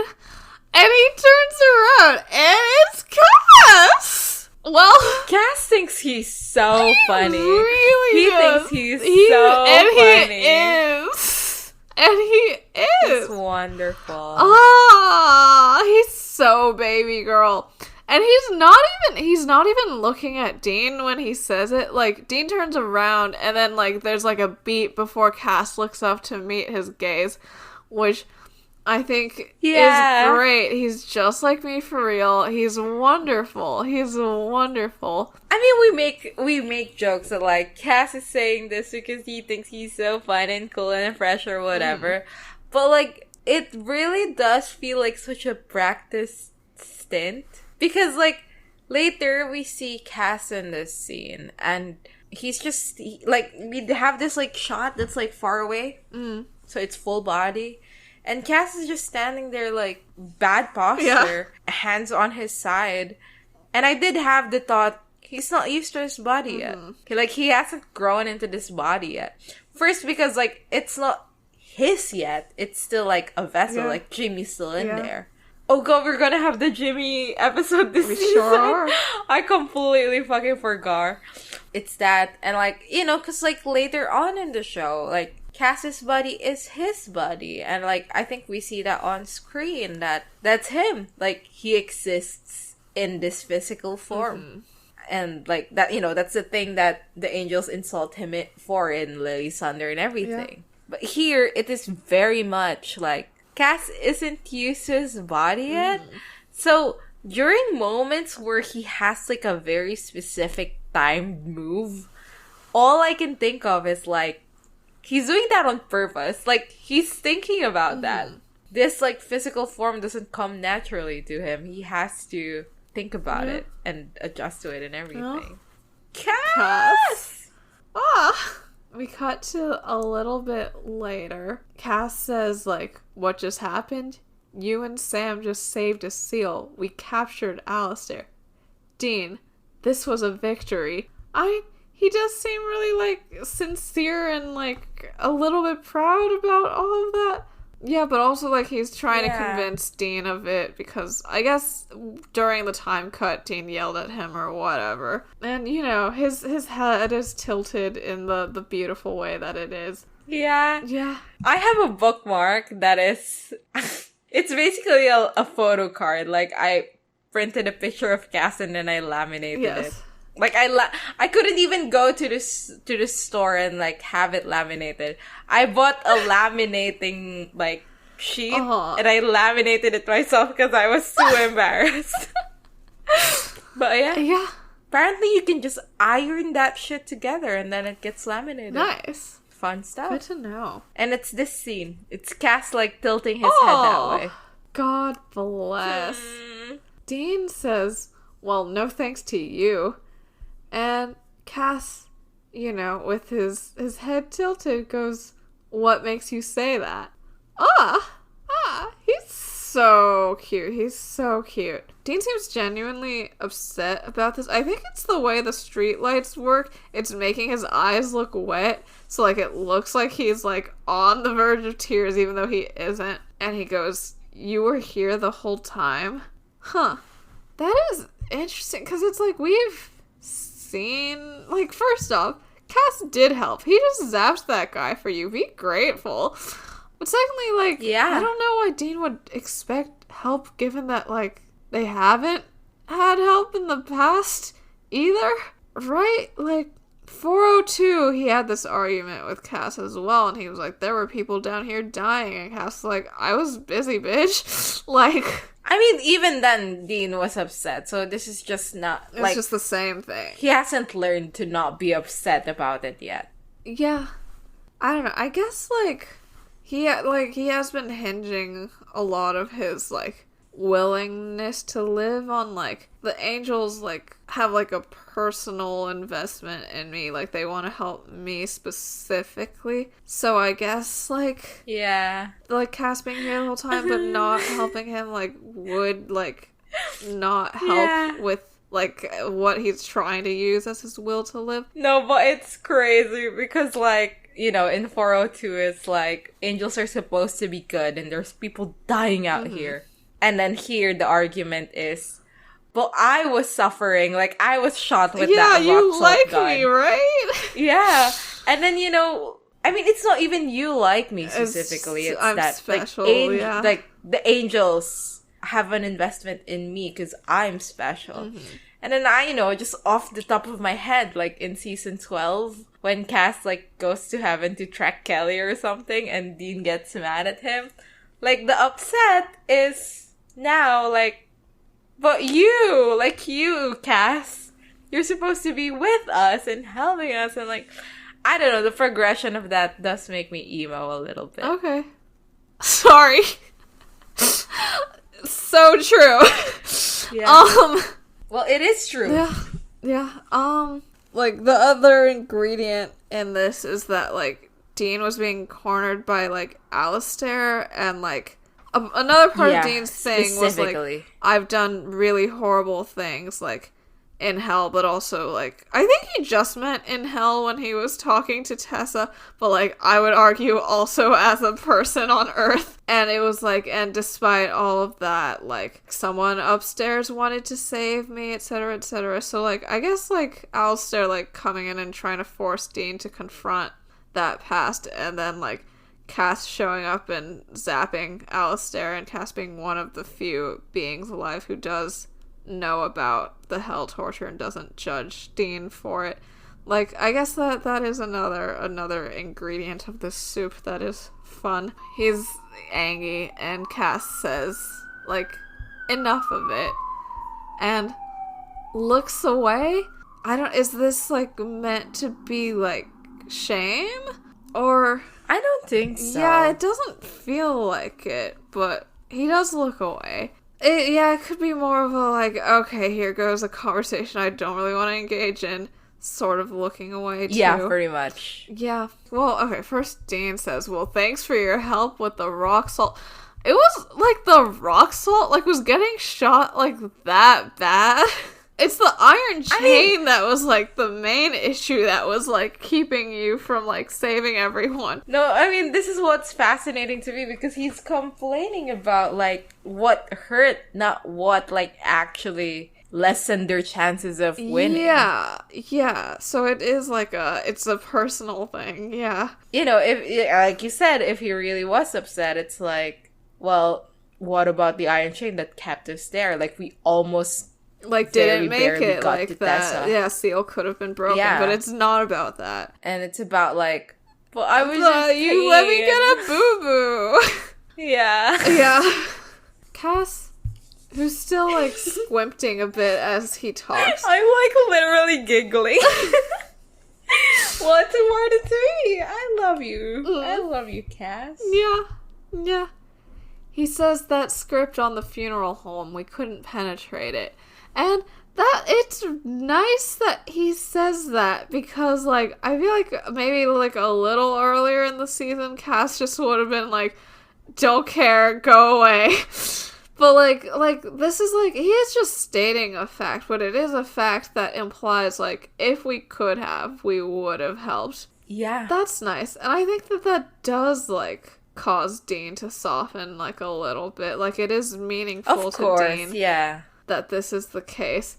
Oh god, I'm thinking about, like, because here the line is, the script on the funeral home, we couldn't penetrate it.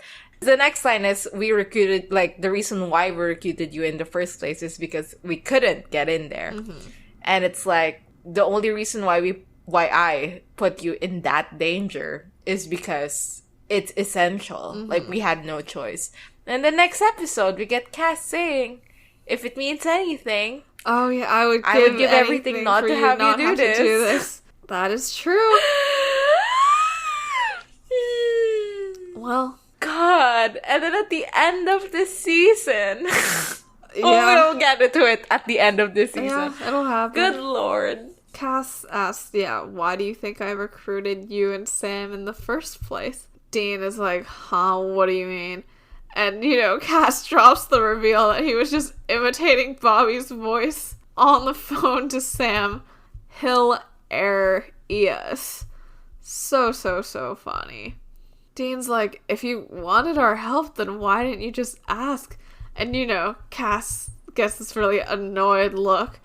And he goes, because whatever I ask, you seem to do the exact opposite. Is that true? When did that happen? I mean, in Samhain, like, Cass tells them to leave. But he said he secretly but, like, that's an order. That's an order. Yeah. I'm sure there's something, and we just forgot. What else did he ask? They didn't give Anna over. Anna? Yeah. That's what he says. And then Dean is like, so people in this town are just gonna start dying again? And, you know, Cass, no hesitation, no blinking, just goes, yes. God bless. I love him so much. One day you're gonna heal babies in the park, Cass. Dean is like, what, you make a few exceptions? Like, these are good people. And Cass says, to everything, there is a season, which is Ecclesiastes 3:1, baby. What Wonderful. Is the stance of the Bible and supernatural verse? Like, it happened, right? I suppose so. They did Sodom and Gomorrah that day. Yeah, and Cass said, like, read the Bible, angels are, like, warriors or whatever, yeah. What's the... Because, you know, if it happens in history, like, fine, you know it. But, like, are the angels also imbued with, like, what people know from the Bible? Because those are different things. Wait, what do you mean? Cass can quote, like, a specific event from the Bible. Which means that he's read... For example, he was there. Yeah, but this line means he's read the Bible. But, like, here, it's a quote from, like, like, directly from the Bible. So, like, I don't know. Well, maybe he was just there listening when King David said that shit. Slay? Yeah, I think he probably does read the Bible. Sometimes. Hell yeah. I don't know why he would have by now. Maybe, like, the angels have a book club about it where they, like, laugh at the inaccuracies. Uriel would be heading it. Funniest angel in the garrison. Exactly. And then Dean says, crazy line. He says, "You made an exception for me." There's a pause, and Cass has not been looking at Dean, but, like, during this pause, he turns his head all the way around and looks at him and says, "You're different." Crazy line. And I know it is about the Michael Vessel shit, but, like, yeah, these shorter lines that were said, and then, like, it's the fact that at this, like, Cass disappears, and then Tessa reappears directly in his spot, and, like, Tessa is someone who has, like, pretty strong subtextual romantic and sexual, like, whatever with Dean. And, like, it is the fact that, like, Cass says the shit, disappears, and then there's, like, an acceptable-ish object of desire who appears, like, right there in his spot. Like, interesting choices. Because also, like, the shot before the "you're different" part is, like I said, the faraway shot with Cass' bad posture, etc. Mm-hmm. And then, like, Tessa appears, and then, like, Dean notices Tessa, and then we cut back to that shot, and it's, like, the exact same shot, like, with the cat. And, like, Tessa is standing, like, in the exact position Cass is in. Like, I cannot reiterate how much this isn't, like, Tessa is just also there in the general area. Like, she's in the exact same spot Cass was standing in. And, like, it does make me feel crazy. Cass. You know, one thing I do miss about season 4 specifically, I feel like in season 5 this becomes really less of the case. But in season 4 specifically, Cass just shows up for so little in episodes. You know? Yeah. Because it's not like in the contract that Cass needs to be in this many episodes for this amount. Like, you know, it is in future seasons when Misha Collins becomes, like, you know, regular in the cast. So here it's like we just throw Cass in when we need him, and he's gonna be here for what, 5 minutes? Even less. Mm-hmm. But, like, that's his whole thing. And I mean, it does make sense because, like, here, you know, Cass is more of has that role in the story of, like, someone who just shows up for little bits and then, like, gives these kinds of information for little sections of time. Yeah. But, you know, in the future, of course, Cass is a more prominent role in the show. But, like, it does feel obvious, you know, like, there are times in the future where, like, why can't we just have, like, one scene of Cass being like, "Oh yeah, I don't want to go to that hunt. Good luck, though." You know? Yeah. I mean, the "you're different" line is that, this is crazy. I literally have that CL forever. Happy for you. But, like, I think about the fact that the "you're different" is obviously, like, you're different because you're the Michael's vessel. Yeah. So in that way, you're different for us. But also, like, Dean is different for, like, Cass specifically. Yeah. Cass has a personal, profound bond with Dean. Yeah. Just given the fact that, I mean, I'm not even counting the Raisin from Perdition thing. I'm just thinking, like, this is, like, someone who saved his life, like, saved Cass's life when he absolutely didn't have to. Yeah. And probably had good reason not to. In 410, this is someone that Cass, like, bared his soul to. Like, see, he has this weakness. He likes you from Uriel already. Oh, yeah. Yeah. In 403. in 410 as well. Yeah. Yeah, Dean is different because all of those things to all of heaven. But also, Dean is different to Cass because Cass is fond of him. Yeah. Oh, Cass. Oh, Cass. Sorry that you're gonna spend a decade running after a man who wears jeans. From Kansas, even. From Kansas, even. Where is Kansas? I mean, I know Kansas is like right smack in the middle of the mainland United States. Yeah. Because that's where the bunker is. Sometimes I think about Cass this season and I think about, is there like foreshadowing for what occurs in the finale? And like, here, I don't even think not yet. I feel like that shit happens mostly in the Cass was gonna go to Dean in the Jimmy episode. And then was hauled back to heaven and got, I don't know, conversion therapied up there. Yeah. I always thought of season 4 as a very loaded emotionally season for the both of them. Like, in their relationship. But really, like, in these parts of the show, I'm sorry. I mean, I don't know why I'm saying I'm sorry. But, like, it really is less, like, emotional and more the physicality of it. What do you mean? Just their body language? Body language, also, like, specifically how their scenes are filmed. Their scenes are filmed in such a specific way. Because, like, what they're trying to convey is, like, Cass is this, like, ethereal creature. Yeah. And this is, like, you know, it's charged. It's supposed to be charged in that way. Yeah. But because it always happens in the dark, in the quiet, in, like, those places where, you know, like, in that the kitchen scene was, like, darkly lit, very quiet. And this scene, darkly lit, very quiet. It's just, it feels so, like, intimate. Yeah. The result of it feels so intimate. Later, we have that scene with, like, the crane shot where they're, in this not abandoned lot, like, in the car lot. I think it's in Bobby's backyard or something.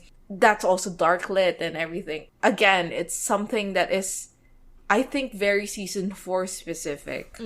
They kind of let that whole thing go in future seasons. But, I don't know, like I feel like Dean and Cass, their story really started out with, like, the sexual tension of it all. So true. Because, like, I mean, the kitchen scene is still one of their most, like, STL scenes, you know? It's very horny. We have so many seasons worth of this show. Years worth of this show. And that one is the one that's like, oh, okay.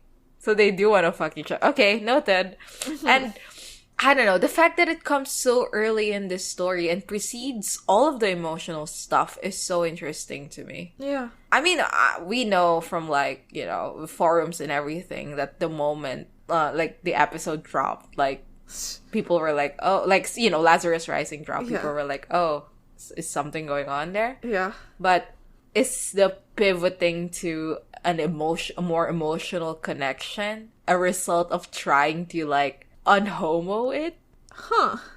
Do you understand what I mean? Yeah, like, it's if like, they're friends, they always are in this, like... Yeah, that's, like, chiller than, like, the way they are standing, like, less than a foot away from each other, staring at each other's mouths all the time. Yeah. Huh. Because, like, that dynamic really does change in later seasons, I feel. Like, it becomes more, like... Again, like I said, like, it becomes more emotional. Or familiar, I suppose, is the proper term. Instead of Cass being this, like, foreign entity to Dean. Yeah. That always keeps him on his toes and everything. Yeah. Yeah. I don't know, I have a lot of STL thoughts with this scene. Congrats. Yeah. I mean, Cass is pretty hot there. So true. Cass is such a wonderful, wonderful character. Yeah. I have Castiel forever. Yeah. So, we're in Cole's house again, and, you know, his mom's crying over a photo book of them, and Cole is watching. And Tessa shows up wearing a fucking white nightgown, because why not? Dean is also there. And Cole just somehow seems to Why even? Why the change of outfit? Why the everything? Why? I don't know. Like, that's her, like, work uniform. before she was just in her casual clothes at home. I don't know. It's for the visual, whatever, and I think it's dumb. I mean, it happened in 201 as well. Like, she was, like, pretending to be another, like, hospital patient. And then, like, once she's revealed as a Reaper, like, she, like, gets this black dress or whatever, right? Yeah. Yeah, it's just a fucking thing. And Cole just is somehow able to automatically tell that this means that she's gonna come and, like, send him to the afterlife. He looks at Dean and he says, "Tell your brother, thanks for nothing." And that's just, like, the only payoff we get to, like, that whole, like, moral dilemma setup. Not particularly satisfying, I would say. And then Tessa goes for the angle where it's like, look, your mom is so unhappy, and as long as she can feel you, she'll be in pain because she can't let go, because you won't let go of her. But, I mean, she says it all in, like, a very nice, compassionate, whatever voice. And then, so, you know, Cole is like, why won't anybody tell me what's on the other side? He didn't even ask anybody during this episode, did he? He literally did not. Yeah. Whatever. Maybe he just means, like, adults in his life from when he was growing up. Dean says that Reapers will never answer your questions, but trust me, staying here is a whole lot worse than anything over there. Dean has been to hell. That's literally not true. That's like, not true. Maybe that's a Cole liar would, lying like, to go him. to heaven, but, like, they don't know how he will get sorted. Like, maybe you're sending this 12-year-old to go get tortured on the racks. Yeah, Cole asks why it's worse. And Dean says, because one day your family will be gone and there will be nothing left here for you. Harsh.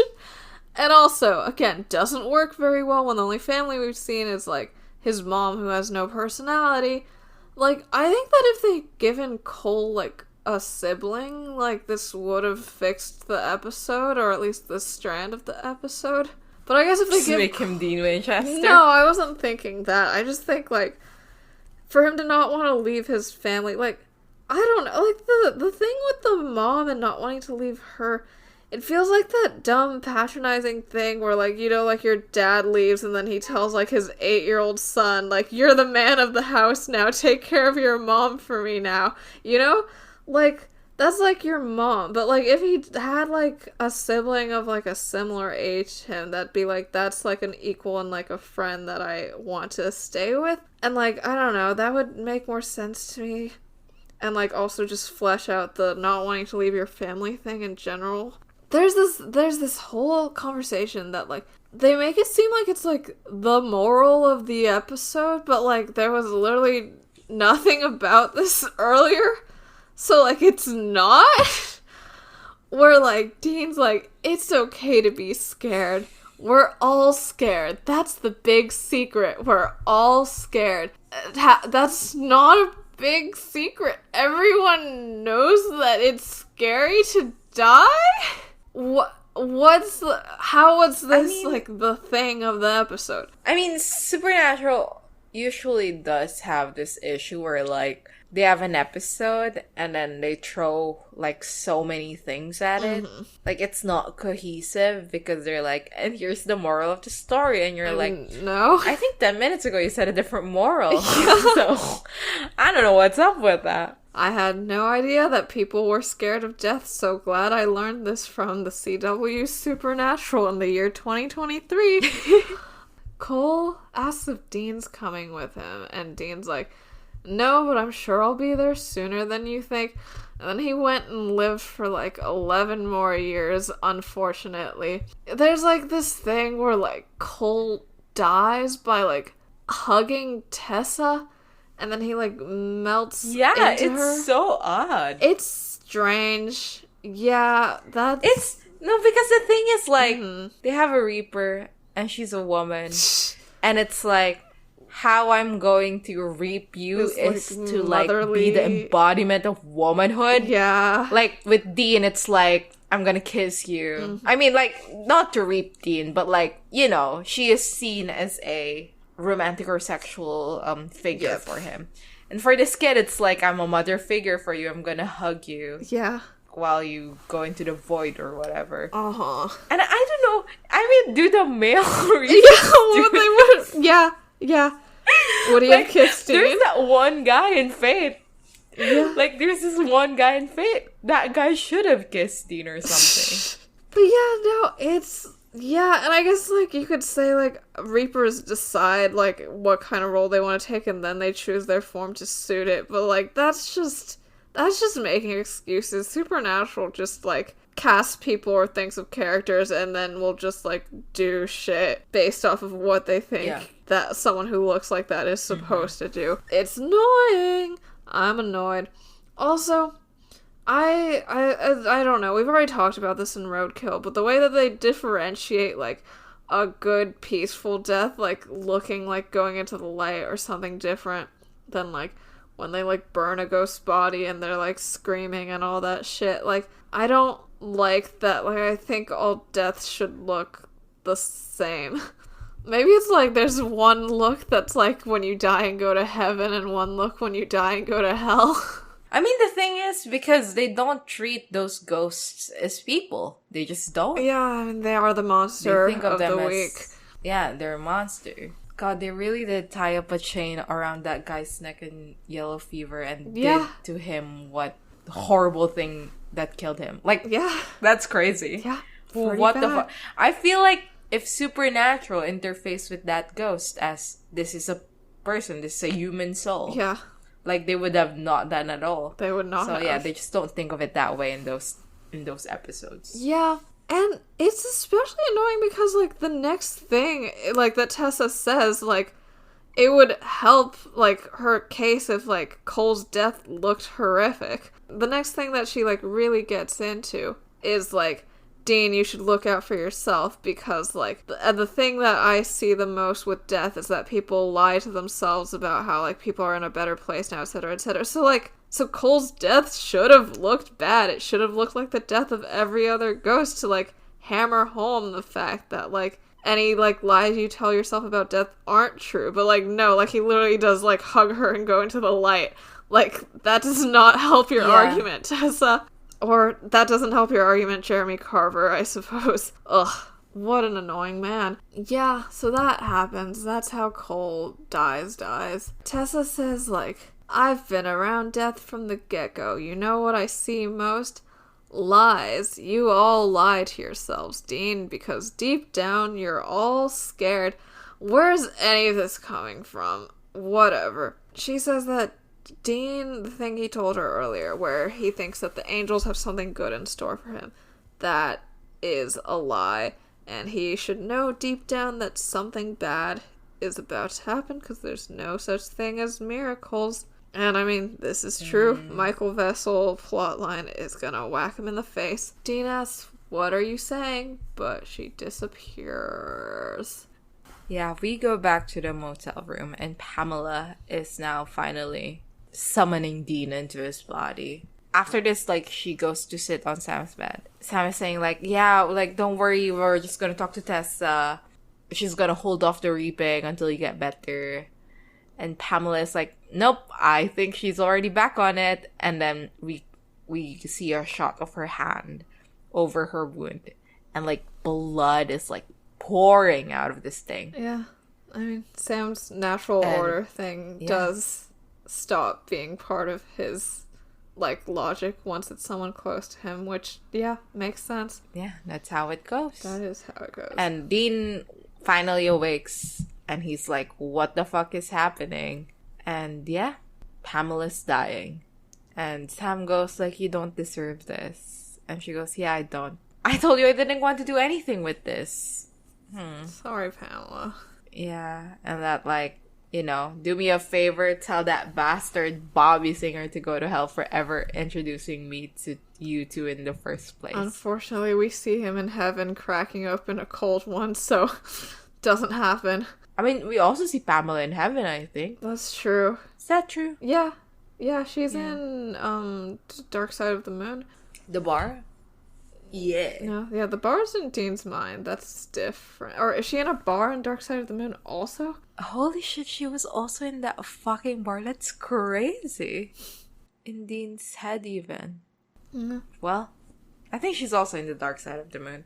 Dean says, if it's any consolation, you're going to a better place. Which is... Yeah, like, right fundamentally after that conversation with Tessa, too? Come on. It's such an odd thing. It's a really weird thing. It's just, like, Jeremy Carver just really wanted to, like, be like, and that was the lesson of the episode, you guys. Like, well, okay, but you already taught that lesson to Dean, like, on my screen. So, like, you don't have to have him do this. I feel like it's such a horrible thing to do to someone like, dying. Yeah.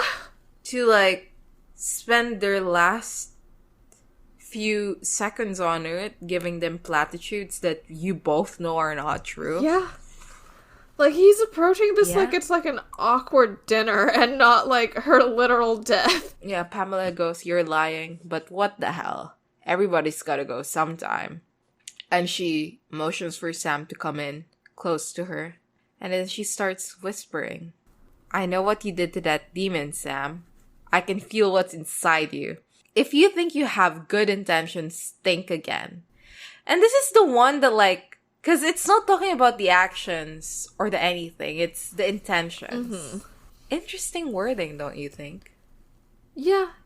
I think it is about the, like, Sam says that he's doing this to save people and, like, to save the world. And that is true, but, like, I think that mostly he's just, at this point, the show thinks that he's mostly just doing it because of, like, the addiction to the demon blood. So it's, like...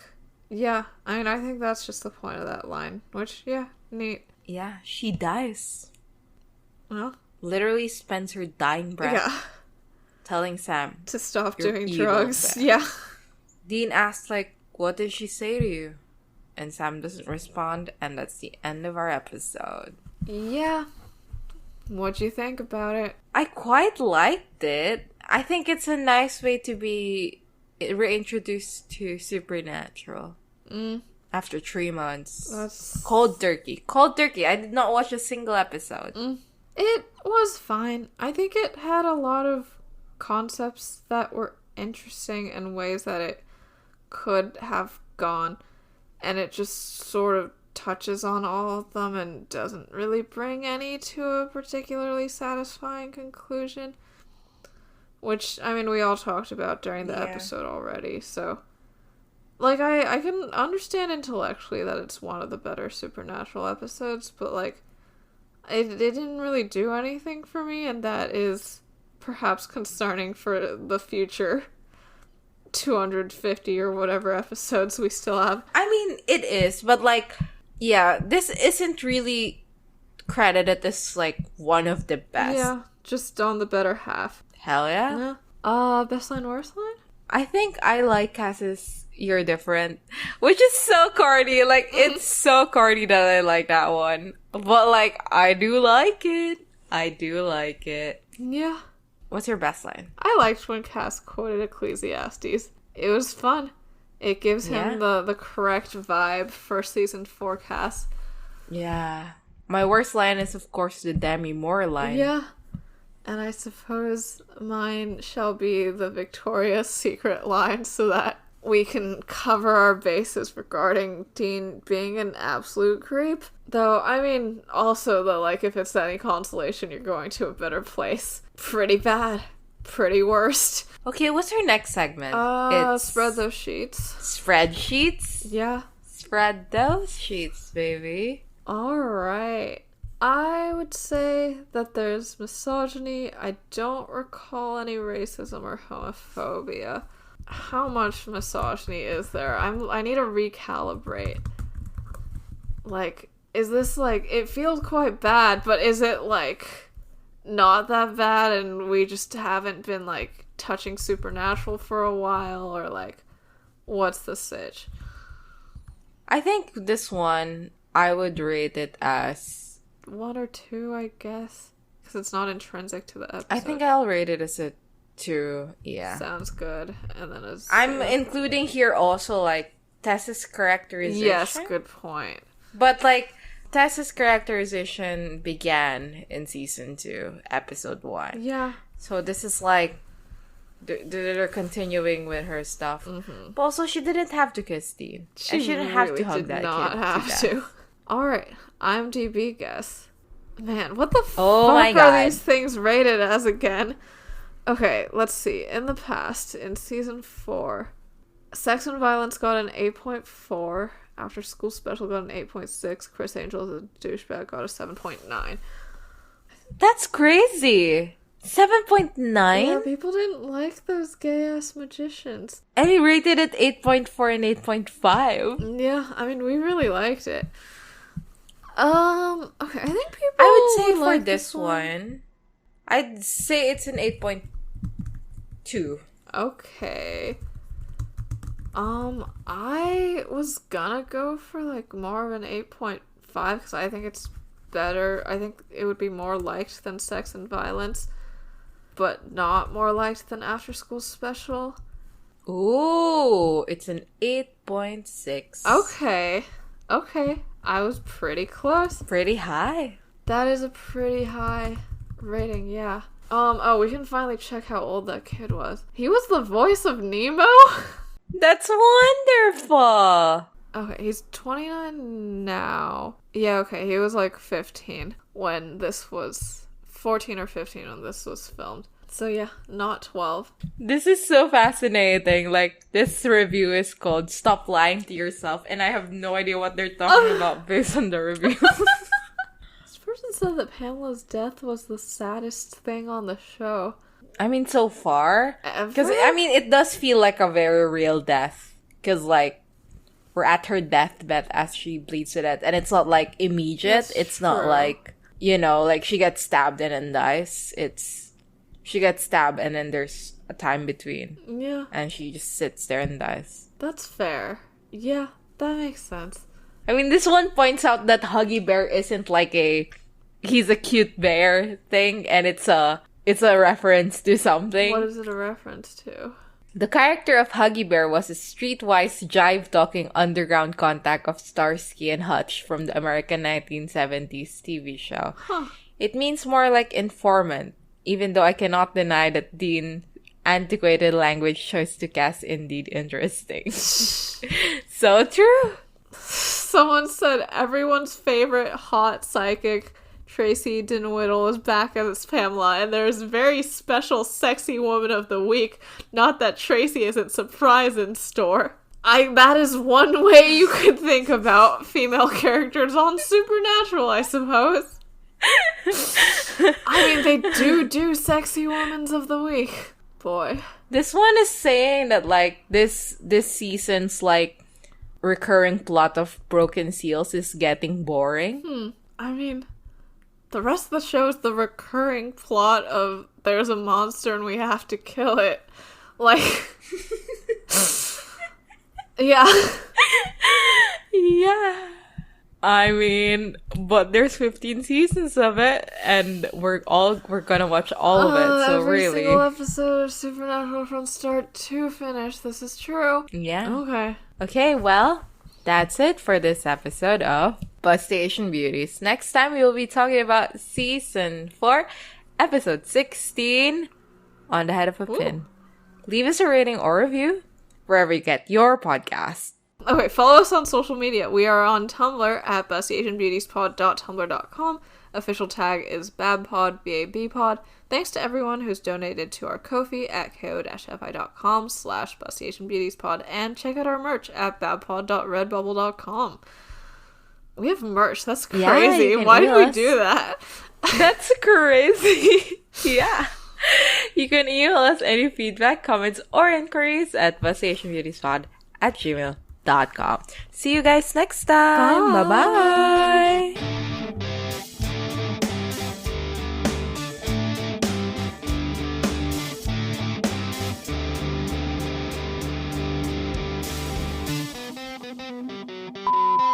Yeah. Wow, we're like thinking of this shit. What's wrong with us? It's because we actually tried for rubbish pods, so... Yeah, so now we're inclined to try. Wow. Yeah. Yeah. Who'd have thunk? Isn't there like an Eve in Supernatural? There's not an Eve. Yes, there is an Eve, actually. She's the mother of all monsters or something, right? Isn't she? Yes. Yeah, and then there's Adam and his fucking seraph wife, Seraphina. Supernatural will do anything. Okay. When was this episode? This episode aired in March 2009, which means that we had seasons 1 through 4, and now we're in the middle of 5. What? Wait, House was not new back then? When did House start airing? I thought it was like 2008. No, House started in 2004. That's crazy. It's older than Supernatural? Yeah. Oh, yeah! Because, like, the Amber season was... Was that season 3? The Amber season was season 4. Oh, was it season 4? Which is season 3 of Supernatural. And the Amber season is the, the shorter one because of the strike. Yeah. And it ends with Wilson's heart. Yeah. Yeah. And, okay, since it is March 2009 when this episode airs, it also means that Lucky 13 has happened, which, wonderful episode. Bisexuality win. Is that the one? What is that episode? Yeah, it's the one where this girl at a club hooks up with her just so that she can have a medical attack in her bed so that 13 will treat her. Yeah. And then at the end it's like, oh, we're not even in love. Die together. Yeah. And then apparently she's not dying. So yeah, and it's like all the charm goes away and it's like Jover. Yeah. Wonderful episode. Still, we'll never be the lesbians with the liver transplant or whatever, but it's close. That shit was crazy. That was great. That shit was crazy. But yeah. Okay. What do you think Dean's like House MD opinions are? And do you think Sam has seen any? And if so, what are his opinions? First of all, who is Dean's favorite fellow? We need to figure this out. Oh, I didn't even think about that. I think for Sam, I think he wants it to be Cameron, but he's actually a Foreman girl. You know what? I believe it. Yeah. I mean, the whole Foreman thing with the, like, paper. I feel like Sam would be, like, into that. Which paper? Like, Sam would understand where Foreman is coming from. Like, Foreman, like, stole Cameron's paper and everything. Her file? No. Like, Cameron's, like, article. Oh.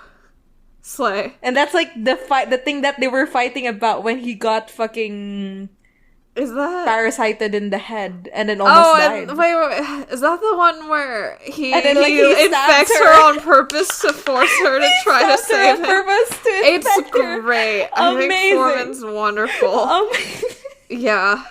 No, because the thing is, like, people when they talk about House talk about like House is, like, crazy, but, like, Wilson's even more insane. It's, like, everybody in this fucking show is ball to the wall. Chase killed somebody. He killed a guy. It's the greatest thing he's ever done. Yeah.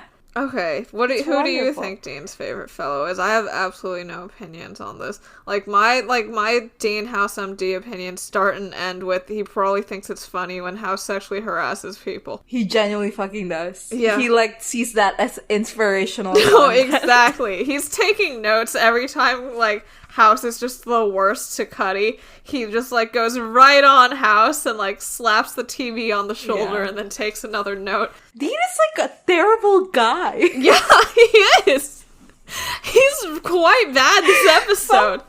Sometimes I forget and then I remember. It's like, wow. I feel like people are gonna be upset because there's the whole, like, it's performative because of his sexuality, blah, blah. I don't think it is. I think I do not buy it. Yeah. Do you have an opinion on Dean's favorite fellow? You know what? What? Kushner? Okay.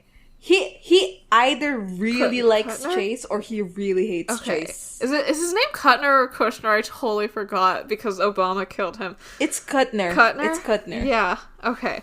Is it Kuttner or Kuttner? I don't know. I think I just said the exact same word with the exact same pronunciation. Yeah. And it literally is either of those two.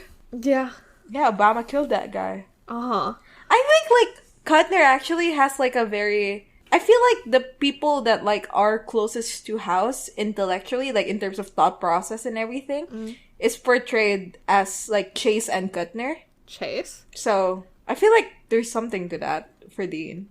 Wait, Chase? Are you sure? Okay. I thought Foreman had the arc. Chase is frequently...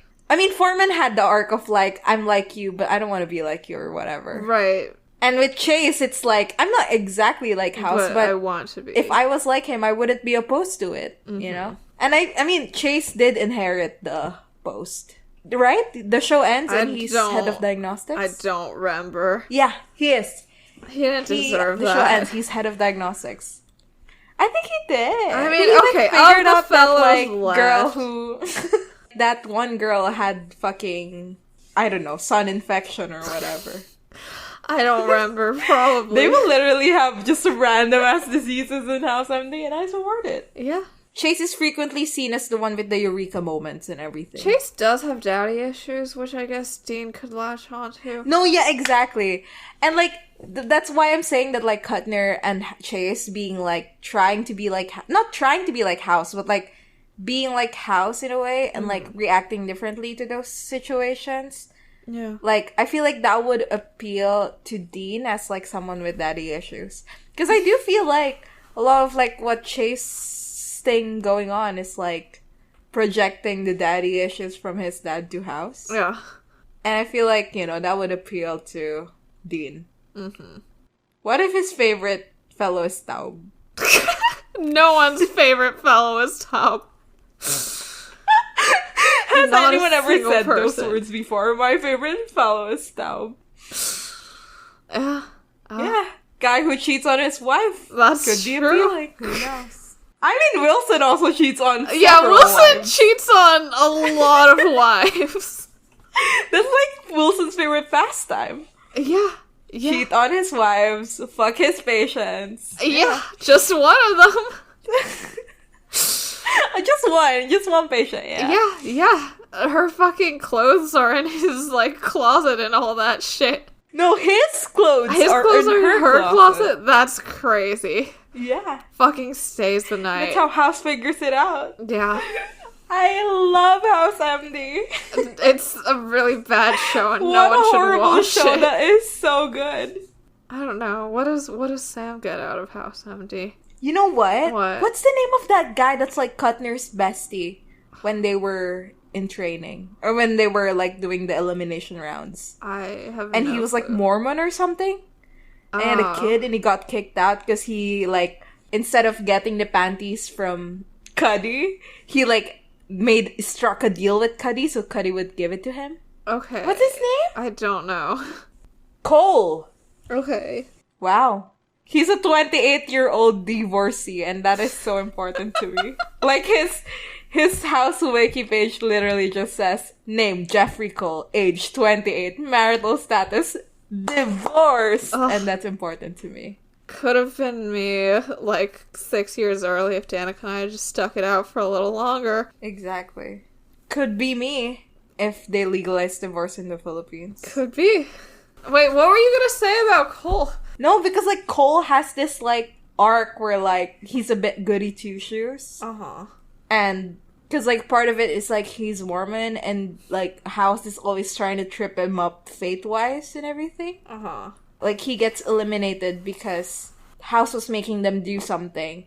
And he does it, but in a roundabout way, where instead of what House wanted, which is for them to, like, play with the system, he instead, like, worked with the system. Whatever. Play with the system is such an interesting way to say break into boss's house, like house's boss's house, and then steal her panties. But yeah, but that's the way House works. It is the way he works it.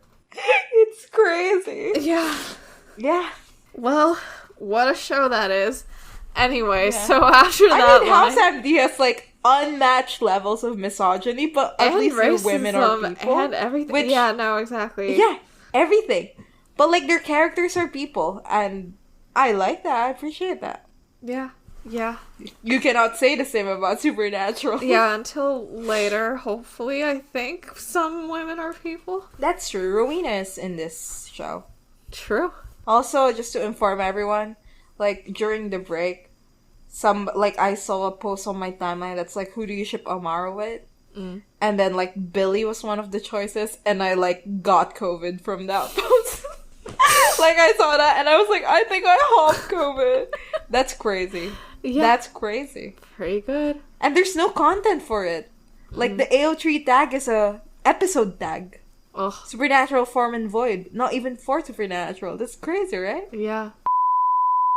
What's up, gamers? So... What's up, who gamers? Whose turn? Is it my turn? It's your turn. Alright. That's such a fucking... Why is it when I do accent, it's, like, completely normal behavior, but, like, when you do it, I'm like, that's the funniest thing anyone has ever said in the podcast. I don't know.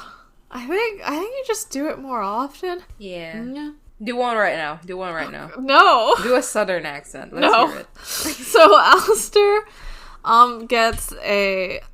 I'm not. What's up, gamers?